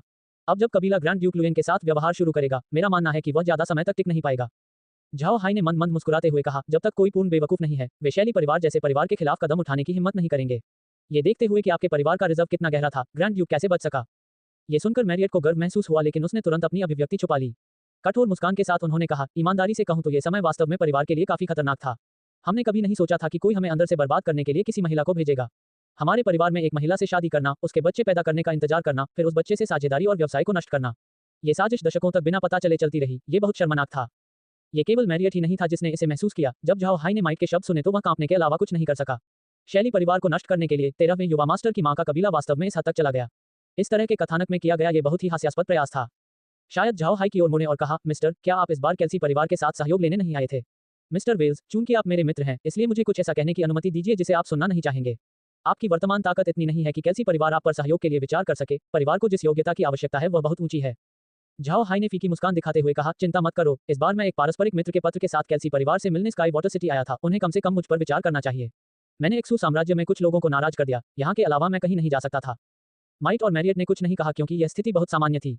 अपने देश में ताकतवर व्यक्ति को अपमानित करना, लेकिन उनके पास वापस लड़ने की ताकत नहीं है, इसलिए वे दूसरे देशों में शरण लेने की योजना बनाते हैं। ये दृश्य महाद्वीप में दुर्लभ नहीं था, इसलिए दोनों लोगों को बहुत आश्चर्य नहीं हुआ। शायद केवल झाओ हाई को देखकर पूछ सकते हैं, मिस्टर वेल्स, क्या मैं जान सकता हूं कि आप किसे अपमानित करने में कामयाब रहे? यदि यह संभव है तो शैली परिवार इस मामले को सुलझाने के लिए तैयार हो सकता है। झाओ हाई ने गहरी नजर से माइक की ओर देखा, वह मंद मंद मुस्कुराया और कहा, चूंकि हम भागीदार हैं, इसलिए मैं आपसे लंबे समय तक सच्चाई छिपाना नहीं चाहता। जिस व्यक्ति को मैं एक्सू साम्राज्य में अपमानित करने में कामयाब रहा, वह दक्षिणी राजा है। माइट और मैरियट ने एक दूसरे की ओर देखा और एक दूसरे की आंखों में समझ की झलक देखी। इससे पहले वेल्स के बारे में कोई पूर्व जानकारी नहीं मिल सकी। उन्हें केवल इतना पता था कि वह अचानक प्रकट हुआ था और उसने ग्रैंड ड्यूकेवान के रूप में उपाधि प्राप्त कर ली थी। इससे पहले उन्हें कुछ भी नहीं मिला, जिससे वे काफी भ्रमित हो गए। हालांकि आगे की निगरानी के बाद वे वेल्स को परसेल डची के डार्क मैच झाओ हाई के साथ जोड़ने से खुद को नहीं रोक सके। हालांकि वेल्स ने लोगों के सामने डार्क एलिमेंट जादू का प्रयोग नहीं किया, फिर भी कुछ सुरागों से इसका पता चल गया। इन सभी अवलोकनों को जोड़ते हुए वे अंततः एक ठोस सुराग पाने में कामयाब रहे। इस बार माइक ने झाओ हाई से पूछा कि उसका दुश्मन कौन है, न केवल उसके बारे में अतिरिक्त जानकारी प्राप्त करने के लिए, बल्कि यह भी देखने के लिए कि क्या वह वास्तव में परिवार के साथ सहयोग करने में ईमानदार है। उनके जैसे महान परिवारों के लिए साझेदारियां बनाना केवल आकस्मिक नहीं हो सकता। उन्हें अपने सहयोगी को समझना होगा, अन्यथा वे अनावश्यक परेशानियों में पड़ सकते हैं। यही कारण था कि शैली परिवार की झाओ हाई की पहचान के बारे में पूछताछ बंद नहीं हुई, और यह केवल अब तक ही था कि वे पूरी तरह से आश्वस्त थे कि वेल्स डार्क मैच झाओ हाई है। झाओ हाई के जवाब से परिवार को उसकी पहचान स्पष्ट रूप से पता चल गई। दोनों ये भी जानते थे कि झाओ हाई को पता था कि वे उसका परीक्षण कर रहे थे, लेकिन फिर भी उन्होंने परिवार पर अपना भरोसा दिखाते हुए उन्हें अपनी पहचान बताई। हालांकि उन्होंने ये भी सुना कि झाओ हाई ने न केवल दक्षिणी राजा को बल्कि रेडियंट चर्च को भी नाराज किया। अब आश्चर्य है कि वह स्काई वाटर सिटी के अंदर शरण लेना चाहता था। ऐसा इसलिए था क्योंकि शहर के अंदर रेडियंट चर्च की उपस्थिति शून्य थी। मैरियट ने झाओ हाई की ओर देखा और कहा, कृपया आश्वस्त रहें मिस्टर वेल्स, आप हमेशा मिस्टर वेल्स के नाम से जाने जाएंगे। झाओ हाई मुस्कुराए और कुछ नहीं कहा। वह जानता था कि माइट और मैरियट समझ गए हैं कि वह क्या चाहता है। इस समय भोजन और शराब अंततः आ गए और उनकी मेज पर परोसे गए। मेहमान मेजबानों के साथ बहुत खुशी से खाना खा रहे थे। कोई और सवाल नहीं पूछ रहा था। झाओ हाई ने 13वें युवा मास्टर के मामले के बारे में नहीं पूछा क्योंकि यह शैली परिवार का आंतरिक मामला था। साथ ही माइट ने भी अब डार्क मैच झाओ हाई के बारे में पूछताछ नहीं की। झाओ हाई ने पहले ही उन्हें काफी ईमानदारी दिखा दी थी। यदि वे जारी रखते हैं तो वे बुरे विश्वास के साथ कार्य कर रहे होंगे। शाम को झाओ हाई और उनके समूह ने होटल के अंदर आराम किया। हालांकि रुएन हैसियत के मामले में झाओ हाई से ऊंचा था, लेकिन माइट की नजर में रुएन का कोई अस्तित्व नहीं था। उनके लिए झाओ हाई बहुत अधिक महत्वपूर्ण था।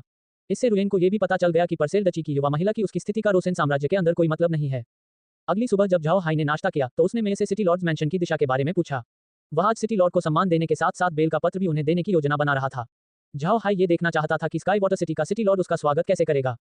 अपनी बैल द्वारा खींची जाने वाली गाड़ी के अंदर बैठकर झाओ हाई धीरे धीरे शहर के केंद्र की ओर बढ़ा। झाओ हाई ने दुकानों और लोगों को गुजरते हुए शांति से बाहर देखा, लेकिन उसका दिल उसकी अभिव्यक्ति की तरह शांत नहीं था। वह सोच रहा था कि सिटी लॉर्ड उससे मिलने के लिए क्या रवैया अपनाएगा। किसी को पता होना चाहिए कि झाओ हाई कोई बहुत प्रभावशाली व्यक्ति नहीं था, इसलिए केल्सी परिवार की नजर में वह लीग ऑफ डार्क मैजेस का केवल एक साधारण सदस्य हो सकता है। लीग के अंदर केल्सी फैमिली का प्रभाव बहुत ज्यादा था। दोनों की हैसियत एक दूसरे से मीलों दूर थी। लॉरा ने भी झाओ हाई की चिंताओं को साझा किया और बहुत घबराई हुई भी थी। इस बार वे केल्सी परिवार से मिलेंगे, जो महाद्वीप के शीर्ष परिवारों में से एक है। उनके दिलों में बेचैनी होना स्वाभाविक था। उनकी गाड़ी को शहर के मध्य भाग तक पहुंचने में 1 घंटे से अधिक समय लग गया। इस बार झाओ हाई और लॉरा के साथ दिशा निर्देश प्रदान करने के लिए शैली होटल द्वारा भेजा गया एक व्यक्ति भी था। सिटी लॉर्ड्स हवेली के सामने सपाट नीले पत्थरों से बना एक बड़ा वर्ग था। यह क्षेत्र लगभग कुछ हजार वर्ग मीटर का था और बहुत जीवंत था। वहां से पैदल यात्री गुजर रहे थे और साथ ही फेरी वाले भी अपनी दुकानें लगाए हुए थे। इस दृश्य ने झाओ हाई को केल्सी परिवार के साथ अपनी मुलाकात का अनुमान लगाने पर मजबूर कर दिया। उन्होंने सोचा कि केल्सी परिवार वास्तव में एक अच्छा परिवार था जिसने यहाँ स्टॉल लगाने की अनुमति देने की उदारता दिखाई। सिटी लॉर्ड मैंशन के सामने वाले गेट के सामने कई 100 वर्ग मीटर की जगह पर कोई लोग नहीं थे, और यह भी देखा जा सकता था कि वहां कोई स्टॉल नहीं था। गाड़ी धीरे धीरे सिटी लॉर्ड्स मैंशन के सामने खड़ी हो गई। सामने का दरवाजा बहुत ऊंचा था, 5 मीटर से भी अधिक ऊंचा। वहां क्षैतिज पट्टिका का एक विशाल टुकड़ा भी था जिस पर सिटी लॉर्ड्स मैंशन लिखा हुआ था। ऊपर की जगह पर केल्सी परिवार का प्रतीक चिन्ह खुदा हुआ था। परिवार का प्रतीक चिन्ह धुंध से घिरी एक जादुई छड़ी थी। प्रतीक चिन्ह बहुत सरल था, लेकिन यह प्रतीक पूरे महाद्वीप में बहुत प्रसिद्ध था। ऐसा इसलिए था क्योंकि दिखाया गया जादुई स्टाफ केल्सी परिवार का विरासती खजाना था, जो पीढ़ी दर पीढ़ी चला आ रहा था, डार्क राजदंड। इसका नाम सुनने से ही ऐसा लगेगा कि यह बहुत ही प्रभावशाली है और यह वास्तव में बहुत ही भयानक है। ये स्टाफ डार्क मैजिस के लिए एक खजाना था। ऐसा कहा गया था कि यह डार्क एलिमेंट मंत्रों को लगभग 50% तक बढ़ा सकता है और साथ ही इसे डालने के लिए आवश्यक समय को भी 50% तक कम कर सकता है। इन दोनों कार्यों को देखकर कोई भी यह महसूस किए बिना नहीं रह सका कि यह जादुई छड़ी बहुत भयंकर है। जादूगर युद्ध के बीच में ये फायदे बहुत महत्वपूर्ण थे। यदि आपका जादू दुश्मन से 1 सेकंड तेज था, तो इसका मतलब था कि आप पहले उस दूसरे पक्ष पर हमला कर सकते हैं जिसने आपको पहल दी थी। इसने डार्क सेप्टर को महाद्वीप में एक बहुत प्रसिद्ध खजाना बना दिया। साथ ही इस राजदंड के कारण ही केल्सी परिवार के पूर्वज रोसेन साम्राज्य में भारी योगदान देने और पूरे परिवार की नींव रखने में सक्षम हुए।